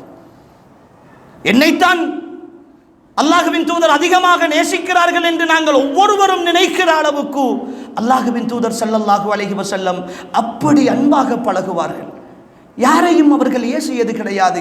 நபி அவர்களுடைய தோழர்கள் அனஸ் ரலியல்லாஹு அன்ஹு அவர்கள் சொல்லுகிறார்கள், நபி அவர்களிடத்தில் நான் 10 ஆண்டுகளுக்கு மேலாக பணிவிடை செய்திருக்கிறேன். ரஹ்மத்துல் லில் ஆலமீன், அல்லாஹ்வினுடைய பேரருள் பெற்றவர், இந்த உலகத்தில் பெருமைக்கும் கண்ணியத்திற்கும் மிக தகுதியானவர் என் தலைவர் முஹம்மது ஸல்லல்லாஹு அலைஹி வஸல்லம். என்னை எந்த சந்தர்ப்பத்திலும் அவர்கள் கடிந்து கொண்டது கிடையாது. நான் எதை செய்தாலும் இதை நீ எதை செய்தாய் என்று, ஏன் செய்தாய் என்று கேட்டதும் கிடையாது. நான் செய்யாது விட்ட ஒரு காரியத்திற்காக ஏன் நீ இதை செய்யவில்லை என்று கேட்டதும் கிடையாது. இப்படி செய்திருக்கலாமே என்று சொல்லி ரசூலுல்லாஹ் கடந்து போவார்கள். எவ்வளவு அழகான பண்பாடுகள் அன்புக்குரியவர்களே. என்னிடத்திலும் உங்களிடத்திலும் பெருமைப்படுவதற்கு என்ன இருக்கிறது? என்ன இருக்கிறது? அல்லாஹ் தந்த அருள், அல்லாஹ் போட்ட பிச்சை எங்களுடைய பாஷையில் சொல்வது என்றால், அவன் நினைத்த நேரத்தில் அதை பறித்துக் கொள்வான். என்னிடத்தில் இருக்கிற செல்வத்தையும் அறிவையும் அதிகாரத்தையும் என்னிடத்தில் இருக்கிற எண்ணங்களையும் மாற்றுவதற்கு அல்லாஹுக்கு ஒரு வினாடி போதாது. ஒரு வினாடிக்குள் அல்லாஹ் எல்லாவற்றையும் தலைகீழாக மாற்றி விடுவான். அவன் தந்தது, அவன் தந்த நிஅமத் அனுபவிக்கிறேன், அடுத்தவர்களுக்கு அவன் இதைவிட சிறந்ததை கொடுப்பான். இன்று பணக்காரர்களாக இருக்கிற எல்லோரும் இப்படித்தான் கடைசி வரைக்கும் இருப்பார்கள் என்றில்லை. வாழ்க்கையில் பார்த்திருக்கிறோம். பெரும் செல்வத்தோடு வசதி வாய்ப்புகளோடு வாழ்ந்தவர்கள் சாப்பிடுவதற்கு எதுவும் இல்லாமல் ஒதுக்கப்பட்டு போய் மரணித்து போன வரலாறுகளை பார்த்திருக்கிறோம். அதே நேரம் கடும் கஷ்டத்தோடு வாழ்ந்தவர்களை எல்லாம் அல்லாஹ் செல்வந்தர்களாக கடைகளும் வாகனங்களும் வீடுகளும் கட்டி சந்தோஷமாக வாழ்வதையும் பார்த்திருக்கிறோம். எங்களில் பலருடைய ஆரம்ப நிலை அப்படித்தான் இருந்திருக்கும். எங்களுடைய தாய் தந்தையர்களிடத்தில் இருக்கிற பொழுது சாப்பிடுவதற்கு எதுவும் இல்லாமல் இருந்து கஷ்டப்பட்டு உழைத்து மேலுக்கு வந்தவர்கள் பலர் இருப்போம். அல்லாஹ் தரவில்லையா? அல்லாஹ் தரவில்லையா? இந்த உயர்வுகள் எல்லாம் அல்லாஹ் தந்ததல்லவா? அடுத்தவர்களை எப்படி சகோதரர்களை நாம் ஏளனமாக மதிக்க முடியும்? சலாம் சொல்ல முடியவில்லை சகோதரர்கள். இன்னொருத்தனுடைய வீட்டில் பெருமையின் காரணமாக ஒரு ஏழையினுடைய வீட்டில் போய் உட்காருவதற்கு பணக்காரன் விரும்பவில்லை. என்ன மனசு என்று தெரியவில்லை சகோதரர்களே. சலாத்துக்கு கை கொடுத்தால் அவருடைய தரத்தில் உள்ளவர்களுக்கு மட்டும்தான் கை கொடுப்பார். மற்றவர்களுடைய கையை தட்டிவிட்டு போகிறவர்கள் சுப்ஹானல்லாஹ், அல்லாஹ் பாதுகாக்க வேண்டும், அல்லாஹ் பார்த்து கொண்டிருக்கிறான் அல்லவா. அல்லாஹ் பார்த்து கொண்டிருக்கிறான் அல்லவா? இந்த உலகத்தில் அருளை தந்த ரப்பு பார்த்து கொண்டிருக்கிறான் அல்லவா? அல்லாஹ் கோபப்பட்டால் என் அடியானை இவன் புறக்கணிக்கிறானே என்று நினைத்தால், அன்புக்குரிய சகோதரர்களை, அல்லாஹுவை பயந்து கொள்ள வேண்டும். தீய குணங்கள் உள்ளத்தில் ஏற்படுகிற பொழுதெல்லாம் அல்லாஹுவை பயந்து கொள்ள வேண்டும். அன்புக்குரியவர்களே, இன்னும் சிலர்கள் இன்றைய கால சூழலில் அதிகமாக கோபப்படுகிறார்கள். அன்புக்குரியவர்களே, கோபம் ஒன்றும் அல்லாஹுவால் முழுமையாக தடுக்கப்பட்ட ஒரு குணம் கிடையாது. ஆனால் அந்த கோபத்தை நிர்வகிக்க வேண்டும் என்று குர்ஆன் சொல்லுகிறது. வல் காதிமீனல் கைல், சுவர்க்கவாதிகளுடைய பண்பை பற்றி அல்லாஹ் சொல்லுகிற பொழுது அவர்கள் கோபத்தை மென்று விழுங்குவார்கள் என்று அல்லாஹ் சொல்லுகிறார். பெருமானார் ஸல்லல்லாஹு அலைஹி வஸல்லம் அவர்கள் சொன்னார்கள், உங்களில் உண்மையான வீரன் என்பவன் போர்க்களத்தில் நின்று போராடுபவன் அல்ல, தனக்கு கோபம் வருகிற பொழுது தன்னை கட்டுப்படுத்திக் கொள்பவன் என்றார்கள் ரசூல் ஸல்லல்லாஹு அலைஹி வஸல்லம். உறவுகளே, வீடுகளுக்குள் இருக்கிற கணவன்மார் வெளியிலே இருக்கிற பொழுது மிக சாந்தமானவர்கள். கடையிலே இருக்கிற பொழுது, ஆஃபீஸிலே இருக்கிற பொழுது, ஸ்கூலிலே இருக்கிற பொழுது, அல்லது வேறு தொழில் நிலையங்களிலே இருக்கிற பொழுது ஒரு கஸ்டமர் வந்து கத்திவிட்டு போவான். பொறுமையோடு கேட்டுக்கொண்டிருப்பார், வார்த்தைகள் பேச மாட்டார். தன்னுடைய தொழிலாளிகள் கூட நல்ல முறையில் நடந்து கொள்வார். தவறு செய்தால் கூட சரி சரி இப்படி நடப்பதுதான் என்று கடந்து போவார். வீட்டுக்குள்ளே வந்துவிட்டால் மனைவி செய்கிற சின்ன சின்ன விஷயங்களுக்கெல்லாம் எரிந்து விழுகிற கணவன்மார். அன்புக்குரிய சகோதரர்களே, தெளிவாக புரிந்து கொள்ளுங்கள்.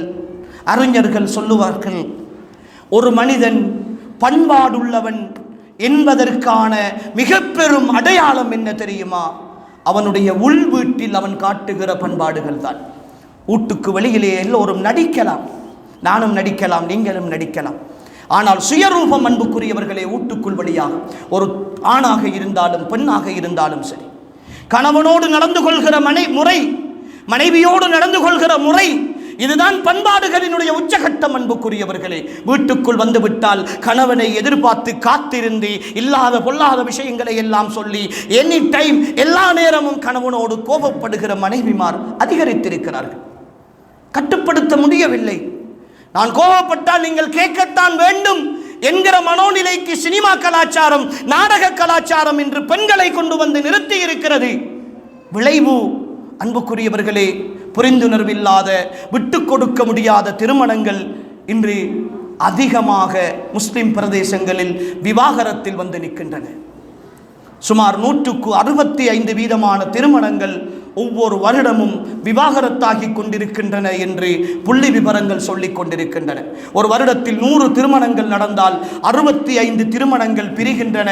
வெறும் 35 திருமணங்கள் மட்டும்தான் அடுத்த வருடத்தை ஆரம்பிக்கின்றன. காரணம், இந்த கோபம் எடுத்ததற்கு பல காரணங்களில் இதுவும் ஒன்று. அன்புக்குரியவர்களே, விட்டு கொடுக்க முடியாத நிலை, இறுகிய மனோநிலை. ஹஸனுல் பஸரி ரஹிமஹுல்லாஹ் அவர்கள் சொல்லுகிறார்கள், ஒரு மனிதனுக்கு அல்லாஹ் கொடுக்கிற ஆகப்பெரிய தண்டனை என்ன தெரியுமா? அவனுடைய உள்ளத்தை இறுகிய உள்ளமாக அல்லாஹு தஆலா ஆக்குவது. எப்பொழுது உள்ளத்தில் இரக்க குணம் இல்லாமல் போகுமோ, ஒன்றை புரிந்து கொள்கிற தன்மை இல்லாமல் போகுமோ, எதை கதைத்தாலும் கோபம் வருமோ, பிள்ளைகள் விளையாட்டுக்கு செய்கிற விஷயத்திற்கு கூட கோபம் வர ஆரம்பிக்குமோ, புரிந்து கொள்ள வேண்டும் அன்புக்குரியவர்களே, அல்லாஹுடைய தண்டனை உள்ளத்தில் இறங்கி இருக்கிறது. அல்லாஹுடைய தண்டனை உள்ளத்தில் இறங்கி இருக்கிறது.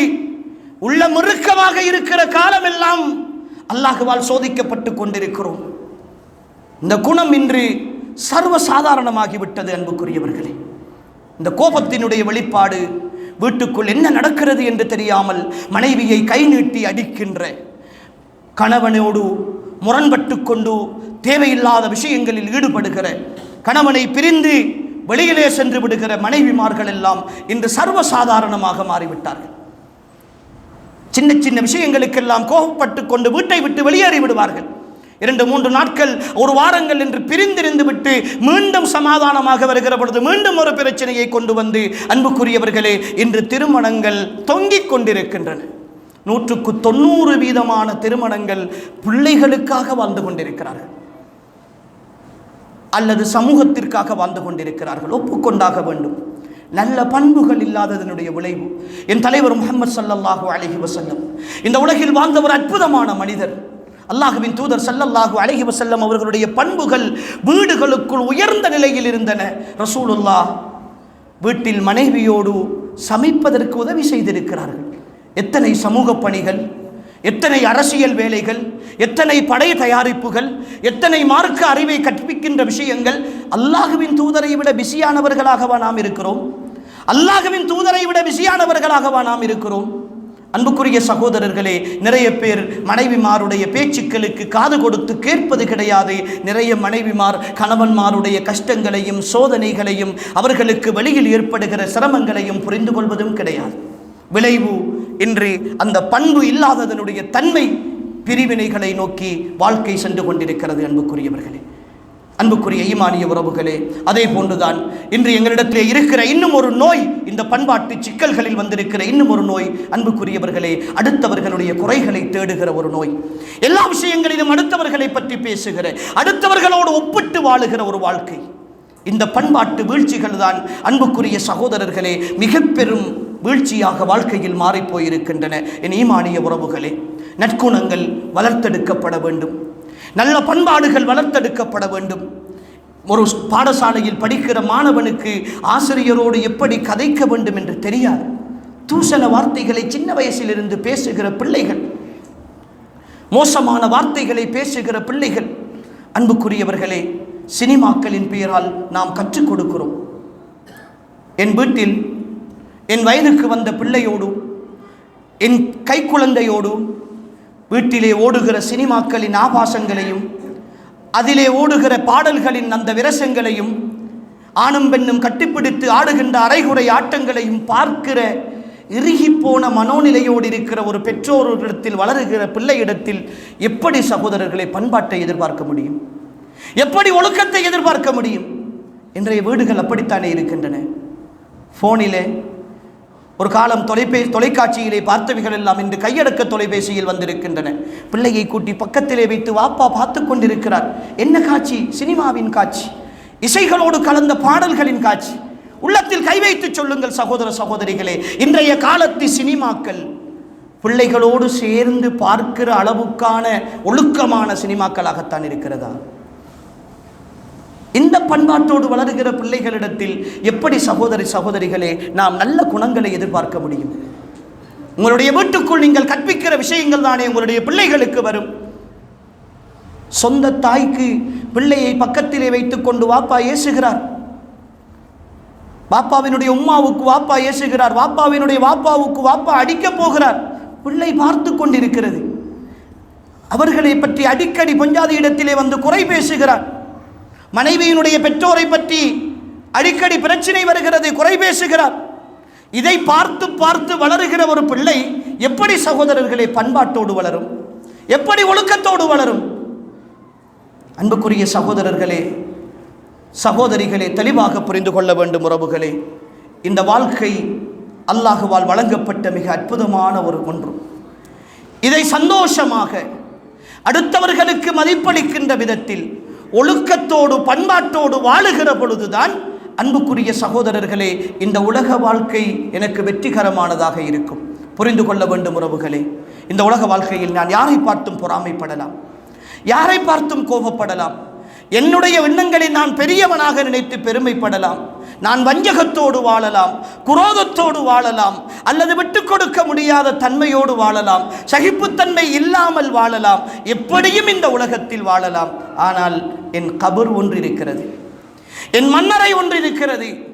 நான் செய்த அத்தனை விஷயங்களுக்குமான தீர்ப்பு செய்யப்படுகிற மறுமையினுடைய நாள் ஒன்று இருக்கிறது. அன்புக்குரியவர்களே, நாம் மீசானை பற்றி பேசினோமே, மீசானுடைய கனதியை பற்றி பேசினோமே. என் உள்ளத்தில் பெருமை இருக்கிற நிலையில், என் உள்ளத்தில் பொறாமை இருக்கிற நிலையில், பண்பாடுகளின் வீழ்ச்சி இருக்கிற நிலையில் நான் முன்சப்பிலே நின்று தொழுதிருப்பேன், நான் நிறைய நோன்பு நோற்றிருப்பேன், நிறைய தான தர்மங்கள் செய்திருப்பேன், அல்லாஹுக்காக நிறைய கொடுத்திருப்பேன். நன்மைகளின் பட்டியலை மலையளவிலே நான் அள்ளிக்கொண்டு போவேன். என் நன்மை தீமை நிறுக்கப்படுகிற விசாரணை நாளில் அல்லாஹுவின் தூதர் ஸல்லல்லாஹு அலைஹி வஸல்லம் அவர்கள் சொன்னார்கள், ஒரு மனிதன் வருவான், யா அல்லாஹ், இன்ன மனிதன் இன்ன சபையில் என்னை பற்றி புறம்பேசி இருக்கிறான், யா அல்லாஹ். முதலாவது வழக்கு தொடுக்கப்படும்.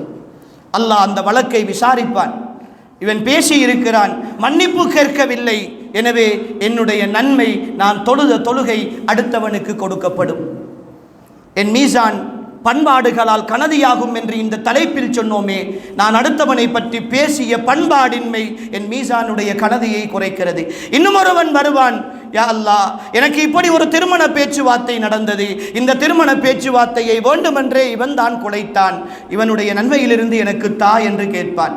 அல்லாஹ்விடத்தில் விசாரணை நடக்கும். விசாரணையில் இவன் ஒப்புக்கொள்வான். அல்லாஹ் என்னுடைய நன்மையை தூக்கி கொடுத்து விடுவான். இன்னும் ஒரு மனிதன் வருவான், யா அல்லாஹ், இவன் அநியாயமாக இந்த சபையில் இருக்கிற பொழுது என்னை கை நீட்டி அடித்து விட்டான், இவனுக்கு இவனுடைய நன்மை கொடுக்கப்படும். இப்படியாக அன்புக்குரியவர்களே, நன்மைகள் எல்லாம் பங்கு வைத்து கொடுத்ததற்கு பிறகு தீமைகள் எஞ்சி இருக்க அடுத்தவர்களுடைய தீமையையும் அள்ளி கொண்டு வந்து சேர்த்து என்னுடைய மீசானுடைய கனதி தீமைகளின் பக்கம் ஆகி போகிற ஒரு நிலை வரும். சகோதரர்களே, இப்பொழுது உள்ளத்தில் கை வைத்து சொல்லுங்களேன், ஒவ்வொருவரும் தனித்தனியாக யோசியுங்களேன். இந்த நிமிடம் என்னுடைய மௌத்து வந்தால், இந்த நிமிடம் என்னுடைய மரணம் வந்தால், என் பண்பாடுகள், பழக்க வழக்கங்கள், அடுத்தவர்களோடு நான் நடந்து கொள்கிற முறைகள், என் மனைவி, பிள்ளைகள், என் சொந்தங்கள் என்னை பற்றி என்ன நினைத்திருப்பார்கள்? என்னை சந்தோஷமாக போற்றுகிற மனோநிலையில் தான் இருப்பார்களா? அல்லது இவன் தொலைந்து விட்டான், இவனுடைய தொல்லை முடிந்து விட்டது என்கிற மனோநிலையில் இருப்பார்களா? எப்படி சகோதரர்களை அடுத்தவர்களோடு பழகுகிறோம்? ஒரு பள்ளிக்கு வருகிற பொழுது நான் பள்ளிக்கு காசு கொடுப்பவனாக இருக்கலாம், ஆனால் பள்ளியில் இருக்கிற இமாமையும் முஅத்தினையும் ஏளனமாக பார்க்கிற பள்ளி நிர்வாகிகள் இந்த சமுதாயத்தில் இருக்கிறார்கள். ஒரு கடையிலே ஒருத்தன் வேலை செய்தால் நான் கடை முதலாளியாக இருக்கலாம், தொழிலாளியை அடுத்தவர்களுக்கு முன்னால் மானத்தை போக்காட்டுகிற, அவனுடைய சுயமரியாதையில் கை வைக்கிற, அவனை கேவலமாக திட்டுகிற, ஒரு சின்ன தவறிழைத்து விட்டால் கூட அவனுடைய அவமானப்படுத்துகிற, அந்த அவமானத்தில் சந்தோஷம் அடைகிற, அவருக்கு கொடுத்தேன் கொடுவை, ஏசினேன் ஏச்சி, அவரால் ஒன்றும் கலைக்க முடியவில்லை என்று சொல்லி அதை பெருமையாக சொல்லிக் கொள்ளுகிற மனோநிலையில் இருக்கிற பலர் இருக்கிறார்கள். பிள்ளைகளை தண்டிப்பதில் கூட எல்லை கடந்து போனவர்கள். எத்தனை விஷயங்கள் அன்புக்குரிய சகோதரனை, பணிவு இருக்கிறதா? வாழ்க்கையில் பணிவு இருக்கிறதா? அல்லாஹ்வின் தூதர் ஸல்லல்லாஹு அலைஹி வஸல்லம் அவர்கள் சொன்னார்களே, மன் தவாதஅ லில்லாஹி ரஃபஅஹுல்லாஹ், யார் அல்லாஹ்வுக்காக பணிந்து போகிறாரோ அல்லாஹ் அவரை உயர்த்துவான் என்றார்களே. அந்த உயர்வு என்னுடைய வாழ்க்கையில் இருக்கிறதா? ஏதாவது ஒரு விஷயத்தை அடுத்தவர்கள் பேசுகிற பொழுது தனியாக காது கொடுத்து கேட்கிறேனா? என் உள்ளம் எப்படி இருக்கிறது சகோதரர்களே? நான் படித்திருக்கிறேன், நிறைய விஷயம் எனக்கு தெரியும், நல்ல மார்க்க விஷயங்களை கூட கேட்டிருக்கிறேன். செயற்பாடுகள் பூச்சியமாகத்தானே சகோதரர்கள் இருக்கிறது. செயற்பாடுகள் பூச்சியமாகத்தானே இருக்கிறது. நிறைய பேரை பார்க்கிறோம் சகோதரர்களே, இந்த உலக வாழ்க்கையை மட்டும் இலக்காக கொண்ட பயணம், இந்த உலக வாழ்க்கையின் சந்தோஷத்தை மட்டும் இலக்காக கொண்ட பயணம். இதில் யாரை வீழ்த்தியாவது நான் வாழ வேண்டும் என்கிற கற்பனை, அந்த கற்பனைக்காக வாழ்க்கையை செலவழிக்கிற கட்டங்கள். அன்புக்குரிய தாய்மார்கள், சகோதரிகள் இந்த விஷயத்தில் கவனமாக இருக்க வேண்டும். பண்பாடுகள் இல்லாத குடும்பங்கள் அன்புக்குரியவர்களே இன்று வளர்ச்சி அடைந்து வருகின்றன. பண்பாடுகள் என்று சொல்லுகிற பொழுது சகோதரர்களே, நிறைய விஷயங்களில் என்னுடைய மனைவியினுடைய ஆடை விடயத்தை கவனிக்க முடியாத கணவனாக நான் இருக்கிறேன். என் பிள்ளையினுடைய ஆடை விடயத்தை கவனிக்க முடியாத பெற்றோராக நான் இருக்கிறேன். இன்று இருக்கிற பண்பாட்டு வீழ்ச்சிகளின் உச்சகட்டம் என்ன தெரியுமா? பிள்ளை செய்கிற தவறை தட்டி கேட்க வக்கில்லாத தந்தைமார்கள், தாய்மார்கள் பயப்படுகிறோம். பிள்ளையிடத்தில் பேசுவதற்கு பயம். இருக்கிறோமா இல்லையா சகோதரர்களே? பிள்ளை செய்கிற ஒழுக்க விஷயங்களில் பிள்ளையை கண்டிப்பதற்கு தந்தை பயப்படுகிறான். வீட்டுக்குள் வயதுக்கு வந்த பிள்ளை பக்கத்து ரூமிலே இருந்து நான் வாங்கி கொடுத்த போனிலே இன்னொரு அந்நிய ஆணோடு பேசிக்கொண்டிருக்கிறாள். காதலின் பெயரால் தெரிகிறது, வாப்பாவுக்கு தெரியும், உம்மாவுக்கு தெரியும். கேட்டால் பிரச்சினை என்று ஒதுங்கி போகிற ஒரு வகையான மனோநிலையோடு தானே வாழ்ந்து கொண்டிருக்கிறோம். எதற்கு கோபப்பட வேண்டுமோ அதற்கு கோபப்படுவது கிடையாது, எதற்கு கோபப்படக்கூடாதோ அதற்கு கோபப்படுகிறோம். மார்க்க விஷயங்களில் யாருக்காவது ரோஷம் வருகிறதா? என்னுடைய பிள்ளை சுபகு தராமல் படுக்கிறான், வயதுக்கு வந்த பிள்ளை படுக்கிறாள், தொழ வேண்டிய காலத்தில் எழுப்பி பார்த்து எழுப்பவில்லை என்பதற்காக கண்டித்து எழுப்புகிற பெற்றோர்கள் இருக்கிறோமா? இரக்கம், பிள்ளை படுக்கட்டும், அவன் இரவெல்லாம் படித்தவன், இரவெல்லாம் படித்து விட்டு படுக்கிறாள், ஏதோ ஒரு அசதியிலே தூங்குகிறாள் என்று சாதாரணமாக கடந்து போகிறோம். அதே பிள்ளை ஏதோ ஒரு விஷயத்தை ஆசைப்பட்டு என்னிடத்திலே கேட்டால் வாங்கி தாருங்கள் என்று சொன்னால் கோபப்படுகிறோம். எதற்கு கோபப்பட வேண்டுமோ அதற்கு கோபப்படவில்லை சகோதரர்களே. பண்பாடுகள் எங்களுடைய மீசானை கனதியாக்குகின்ற அளவுக்கு இன்னும் வளர்ச்சி அடையாத ஒரு மனோநிலையில் இருக்கிறோம். மாற வேண்டும் அன்புக்குரிய ஈமானிய உறவுகளே. அல்லாஹ்வின் தூதர் ஸல்லல்லாஹு அலைஹி வஸல்லம் அவர்களுடைய தோழர்களுடைய வரலாற்றை படிக்க வேண்டும். எந்த அளவு தூரம் அவர்கள் உச்சகட்டத்தில் இருந்தார்கள், பண்பாடுகளின் ஒழுக்கத்தில் இருந்தார்கள். யர்மூக் யுத்தம் அன்புக்குரிய சகோதரர்களே, ஒரு சஹாபி ரசூல் ஸல்லல்லாஹு அலைஹி வஸல்லம் அவர்களுடைய ஒரு தோழர், அவர் காயப்பட்டு கிடக்கிறார். அவருடைய குடும்பத்தைச் சேர்ந்த ஒருத்தர் அவருக்கு பக்கத்திலே வருகிறார். அவர் தன்னுடைய சைகை மூலமாக தண்ணீர் வேண்டும் என்று கேட்கிறார். இப்பொழுது அந்த சஹாபி ஓடிப்போய் தண்ணீர் எடுத்துக் கொண்டு வருகிற பொழுது அடுத்த பக்கத்தில் அவருக்கு குற்றியராக கிடந்த இன்னொரு மனிதர் ஆ ஆ என்று சப்தம் போடுகிறார். அவருக்கு தண்ணீர் தேவைப்படுகிறது. எந்த சந்தர்ப்பம்? உயிர் போக காத்திருக்கிற நேரம். அந்த சஹாபி அடுத்தவருக்கு சைகை காட்டுகிறார். மூன்றாவது நபரும் தண்ணீர் தேவை என்று கேட்ட பொழுது இரண்டாவது நபர் மூன்றாவது நபரிடத்திலே போகுமாறு காட்டுகிறார். மூன்றாவது நபரிடத்திலே போகிற பொழுது அவர் ஷஹீதாகிவிட்டார். மீண்டும் இரண்டாவது நபரிடத்திலே வருகிறார், அவரும் ஷஹீதாகிவிட்டார். இப்பொழுது தன்னுடைய சொந்தக்காரரிடத்தில் வருகிற பொழுது அவரும் ஷஹீதாகி கிடக்கிறார். அன்புக்குரிய சகோதரர்களே, இந்த விட்டு கொடுக்கிற மனோநிலை, உயிர் போகிற நேரத்தில் கூட அடுத்தவர்களுக்கு வேண்டும் என்கிற மனோநிலை எங்களிடத்தில் இருக்கிறதா? ஒரு பள்ளியிலே நிவாரணம் கொடுத்தால் கூட சில நேரங்களிலே சில அனர்த்தங்கள் ஏற்படுகிற பொழுது நிவாரணம் கொடுப்பார்கள். சில இடங்களிலே பார்த்திருக்கிறோம், எனக்கு அறவே தேவையில்லை, அது அல்லாஹ் என்னை வசதியாக வைத்திருக்கிறான். எத்தனையோ ஏழைகள் தேவையானவர்கள் இருப்பார்கள், ஆனால் முன்னுக்கு நின்று வாங்குபவர்கள் யார் என்று பார்த்தால் யாருக்கு தேவையில்லையோ அவர்கள் தான் வாங்குவார்கள். அடுத்தவனுக்கு கொடுப்போம் என்கிற மனோநிலை இல்லை. அது மட்டுமல்ல, ஒன்று வாங்கினால் கூட பரவாயில்லை, குடும்பத்தில் எல்லோருக்கும் ஒன்றொன்று கொடுத்திருக்கிறார்கள். ஆனால் யாரிடத்தில் ஒரு கொஞ்சம் அதிகாரம் இருக்கிறதோ, யாரிடத்தில் ஒரு நிர்வாக பொறுப்பு இருக்கிறதோ, வீட்டிலே ஃப்ரிட்ஜில் வைப்பதற்கு இடமில்லாத அளவுக்கு நிவாரணப் பொருட்கள் எல்லாம் அவர்களுடைய வீட்டிலே இருக்கும். அநியாயம் இல்லையா?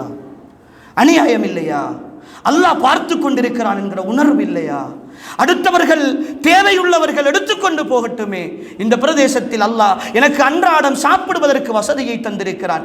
சில வீடுகளை பார்த்தால் அன்புக்குரியவர்கள், எந்த ஊர் எப்படி என்று தெரியாது, எங்களுடைய பிரதேசங்களில் எல்லாம் சில வீடுகளை சென்று பார்த்தால் அன்புக்குரியவர்களே, ஒரு நேரம் சாப்பிட்டால் அடுத்த நேரத்திற்கு ஏன் அடுத்த நாளைக்கு கூட எதுவுமே இல்லாமல் வெறும் தேங்காய் சம்பலோடு ரொட்டியை சொட்டு சாப்பிடுபவர்கள், இப்பொழுது தேங்காய் கூட தட்டுப்பாடு, அந்த நிலையிலே இருப்பவர்கள் இருக்கிறார்கள். ஆனால் விட்டு கொடுக்க மனசில்லை. எனக்கு வேண்டும், யார் எது கொடுத்தாலும் வேண்டும். அரசாங்கத்தால் கொடுக்கப்படுகிற அல்லது சவுதி அரசாங்கத்தால் கொடுக்கப்படுகிற ஒரு பேரிச்சம்பளம் ஒரு 1/4 கிலோ தான், அல்லது ஒரு 100 கிராம் தான் பள்ளியில் உள்ள மஹல்லாவாசிகளுக்கெல்லாம் பிரித்து கொடுக்கிற அளவுக்கு வரும். அது கொடுக்கவில்லை என்பதற்காக பள்ளி நிர்வாகத்தோடு கோபித்துக் கொண்டு பள்ளிக்கு வராதவர்கள் இருக்கிறார்கள். எனக்கு 100 கிராம் பேரிச்சம்பளம் தேவையில்லை, 100 கிலோ வாங்குகிற வசதியை அல்லாஹ் தந்திருக்கிறான். ஆனால் நன்றி கட்டத்தனம். பள்ளியிலே கொடுக்கிற குர்பான் இறைச்சி கிடைக்கவில்லை என்றால் வீடு வீடாக சொந்தங்கள் எல்லாம் கொடுத்து ஃப்ரிட்ஜிலே வைப்பதற்கு இடமில்லை, அடுத்த 3 மாதங்களுக்கு தொடர்ச்சியாக இறைச்சி ஆக்குவதற்கு அளவுக்கு சேர்த்து வைத்திருக்கிறார்கள். ஆனால் பள்ளியிலே கொடுக்கிற ஒரு 1/2 கிலோ இறைச்சி கொடுக்கவில்லை என்பதற்காக பள்ளி நிர்வாகத்தோடு முரண்பட்டதோடு மட்டுமல்ல, போய் குந்திக் கொண்டு ஒரு ஃபேக் ஐடியை உருவாக்கி அதிலே நிர்வாகத்தை பற்றி எழுதி தள்ளுவது. யாரையாவது ஒருத்தரை பிடிக்கவில்லை என்றால் அவரை பற்றி முகநூலிலே சமூக வலைத்தளங்களிலே மோசமாக எழுதுவது. சகோதரர்களே, இந்த பண்பாடுகள் எங்கிருந்து கற்றுக்கொண்டோம்? எங்கிருந்து கற்றுக்கொண்டோம்? ஃபேக் ஐடியிலே எழுதினால், ஒரு ஊருடைய பெயரை போட்டு எழுதினால், யாரோ ஒரு மரணித்தவருடைய பெயரை போட்டு எழுதினால் அல்லாஹுக்கு தெரியாதா? என் தனிமையை அல்லாஹ் பார்க்க மாட்டானா? யாரை பற்றி நான் அவமானப்படுத்துகிறேனோ அந்த அவமானத்திற்கு அவர் தகுதி இல்லை என்றால் கடைசி வரைக்கும் அந்த போஸ்ட் இருக்கிற காலமெல்லாம் என் மன்னரை வரைக்கும் அந்த பாவம் வந்து சேர்ந்து கொண்டே இருக்குமே என்கிற பயம் என்னுடைய உள்ளத்தில் இல்லாமல் போனதே. அன்புக்குரிய சகோதரர்களே, மாற வேண்டும் உறவுகளே. இந்த உலக வாழ்க்கையை நேசிக்கிற இந்த நேசத்திலிருந்து கொஞ்சம் கொஞ்சம் விடுபட வேண்டும்.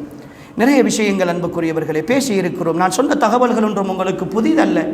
1000 தடவைகள் கேட்ட விஷயத்தை தான் திரும்ப திரும்ப நானும் சொல்லி இருக்கிறேன். ஆனால் மாறி இருக்கிறோமா? மாறி இருக்கிறோமா என்ற கேள்விக்குத்தானே அன்புக்குரிய சகோதரர்களே எங்களிடத்தில் இன்னும் பதிலில்லாமல் இருக்கிறது. உள்ளங்கள் நாம் மரணிப்பதற்கு முன்னரே எமது உள்ளங்கள் மரணித்து போன ஒரு வாழ்க்கை வாழ்ந்து கொண்டிருக்கிறோம். சகோதரர்களே, தூய்மையாக யோசித்து பாருங்கள். தனியாக இருந்து ஒவ்வொருவரையும் சுயவிசாரணை செய்து பாருங்கள். நாம் சரியான பண்பாட்டோடு தான் இருக்கிறோமா? அல்லாஹ் நேசிக்கிற குணத்தோடு தான் இருக்கிறோமா? அல்லாஹுவின் தூதரோடு சுவர்க்கத்தில் பக்கத்தில் இருக்கிற அந்த அழகிய குணங்கள் இருக்கிறதா? என் கொடுக்கல் வாங்கல்கள் எப்படி இருக்கின்றன? என் ரப்போடு நான் நடந்து கொள்கிற முறைகள் எப்படி இருக்கின்றன? என் அடுத்த வீட்டுக்காரர்களோடு நான் நடந்து கொள்கிற முறைகள் எப்படி இருக்கின்றன? சகோதரர்களே, ஆக மோசமான விஷயம் என்ன தெரியுமா? சொந்த உம்மா வாப்பாவோடு பேசாதவர்கள் இந்த சமுதாயத்தில் இருக்கிறார்கள். சொந்த உம்மா வாப்பாவோடு பேசாதவர்கள்.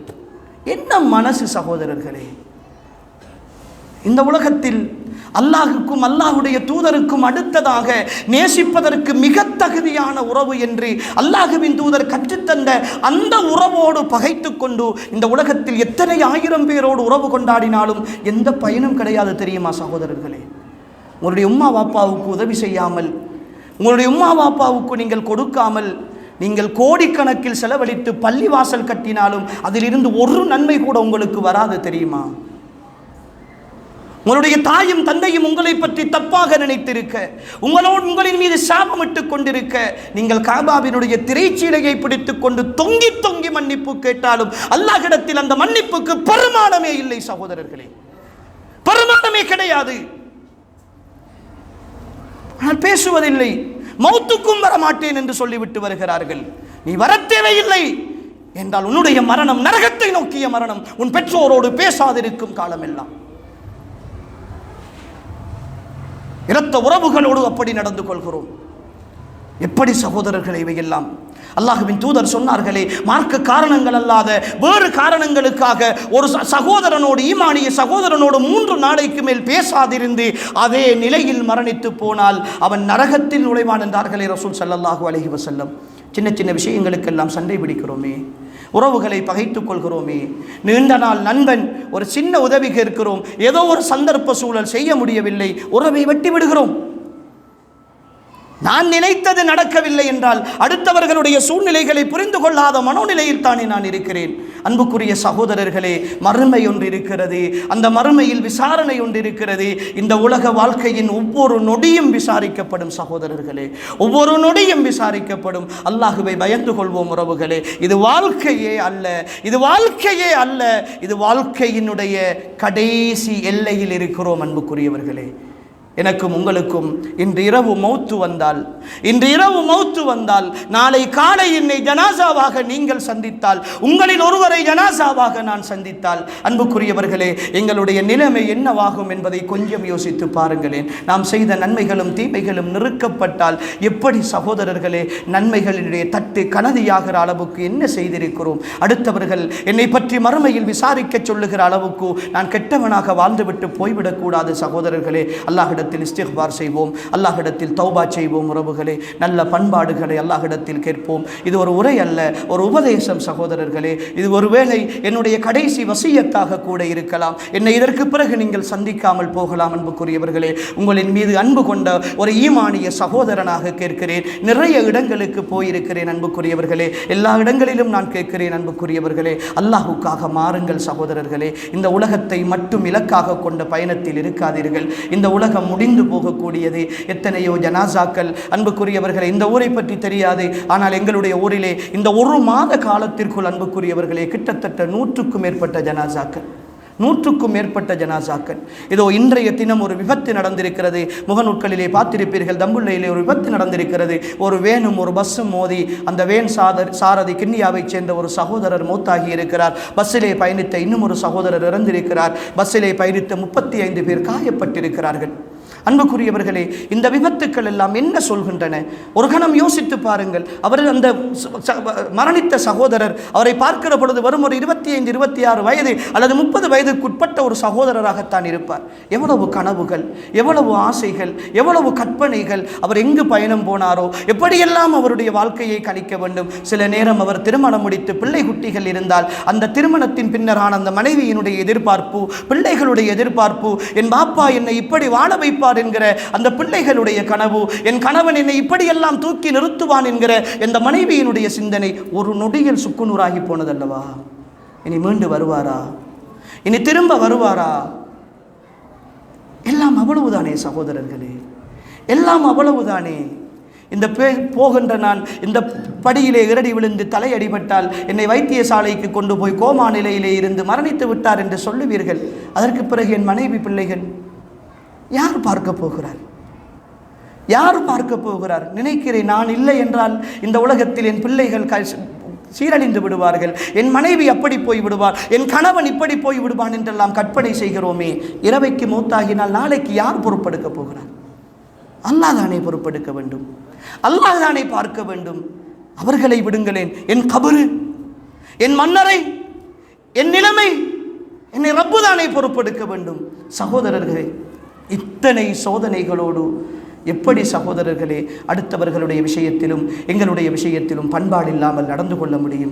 என் மறுமையை கொஞ்சம் யோசித்து பாருங்களேன். அல்லாஹ் அடுத்தவர்களுக்கு கொடுத்தது அடுத்தவர்களுக்குத்தான், எனக்கு தந்தது எனக்குத்தான். அல்லாஹ்விடத்தில் கேட்போம். அடுத்தவர்களின் போட்டி போட்டு அடுத்தவர்களின் பொறாமைப்பட்டு எனக்கு எதுவும் கிடைக்காது. ரப்பிடத்தில் கேட்போம். என் தேவைகளை முறையிடுவோம், என் கஷ்டங்களை பேசுவோம், என் இரவுகளை உயிர்ப்பிப்போம். என் பின்னிரவுகளில் என்னை படைத்த ரப்பு இருக்கிறான். அவன் அரசர்களுக்கெல்லாம் அரசன். அவன் தேவைகளை நிறைவேற்றுவதில் அவனுக்கு நிகரானவர்கள் யாருமே இல்லை. உறவுகளே, அந்த உணர்வோடு நல்ல பண்பாளர்களாக இந்த உலகத்தில் மிளிருவோம், உள்ளத்தை மாற்றுவோம், போராடி மாற்றுவோம், மறுமைக்காக மாற்றுவோம். இதை கடைசி வசியத்தாக சொல்லி இந்த சந்தர்ப்பத்திற்கு நன்றி கூறி நான் முடித்துக் கொள்கிறேன். எல்லாம் வல்ல அல்லாஹு தஆலா என்னையும் உங்களையும் பொருந்திக் கொள்வானாக. வாழும் காலமெல்லாம் அவனுக்கு கட்டுப்பட்டு வாழ்ந்த நல்லவர்களாக வாழ்ந்து இந்த பூமியில் இருந்து விடைபெறுகிற பொழுதும் உண்மையான முஃமின்களாக, முத்தகீன்களாக, சாலிஹீன்களாக, சித்தீகீன்களாக, ஷுஹதாக்களாக வாழ்ந்து மரணிக்கக்கூடிய வாய்ப்பையும் பாக்கியத்தையும் அல்லாஹ் எனக்கும் உங்களுக்கும் நசீபாக்குவானாக. ஹாதா மா இன்தி வல் இல்மு இன்தல்லாஹ் வ ஆகிரு தஅவானா அனில் ஹம்துலில்லாஹி ரப்பில் ஆலமீன். வஸ்ஸலாமு அலைக்கும் வ ரஹ்மத்துல்லாஹி வ பரகாத்துஹு.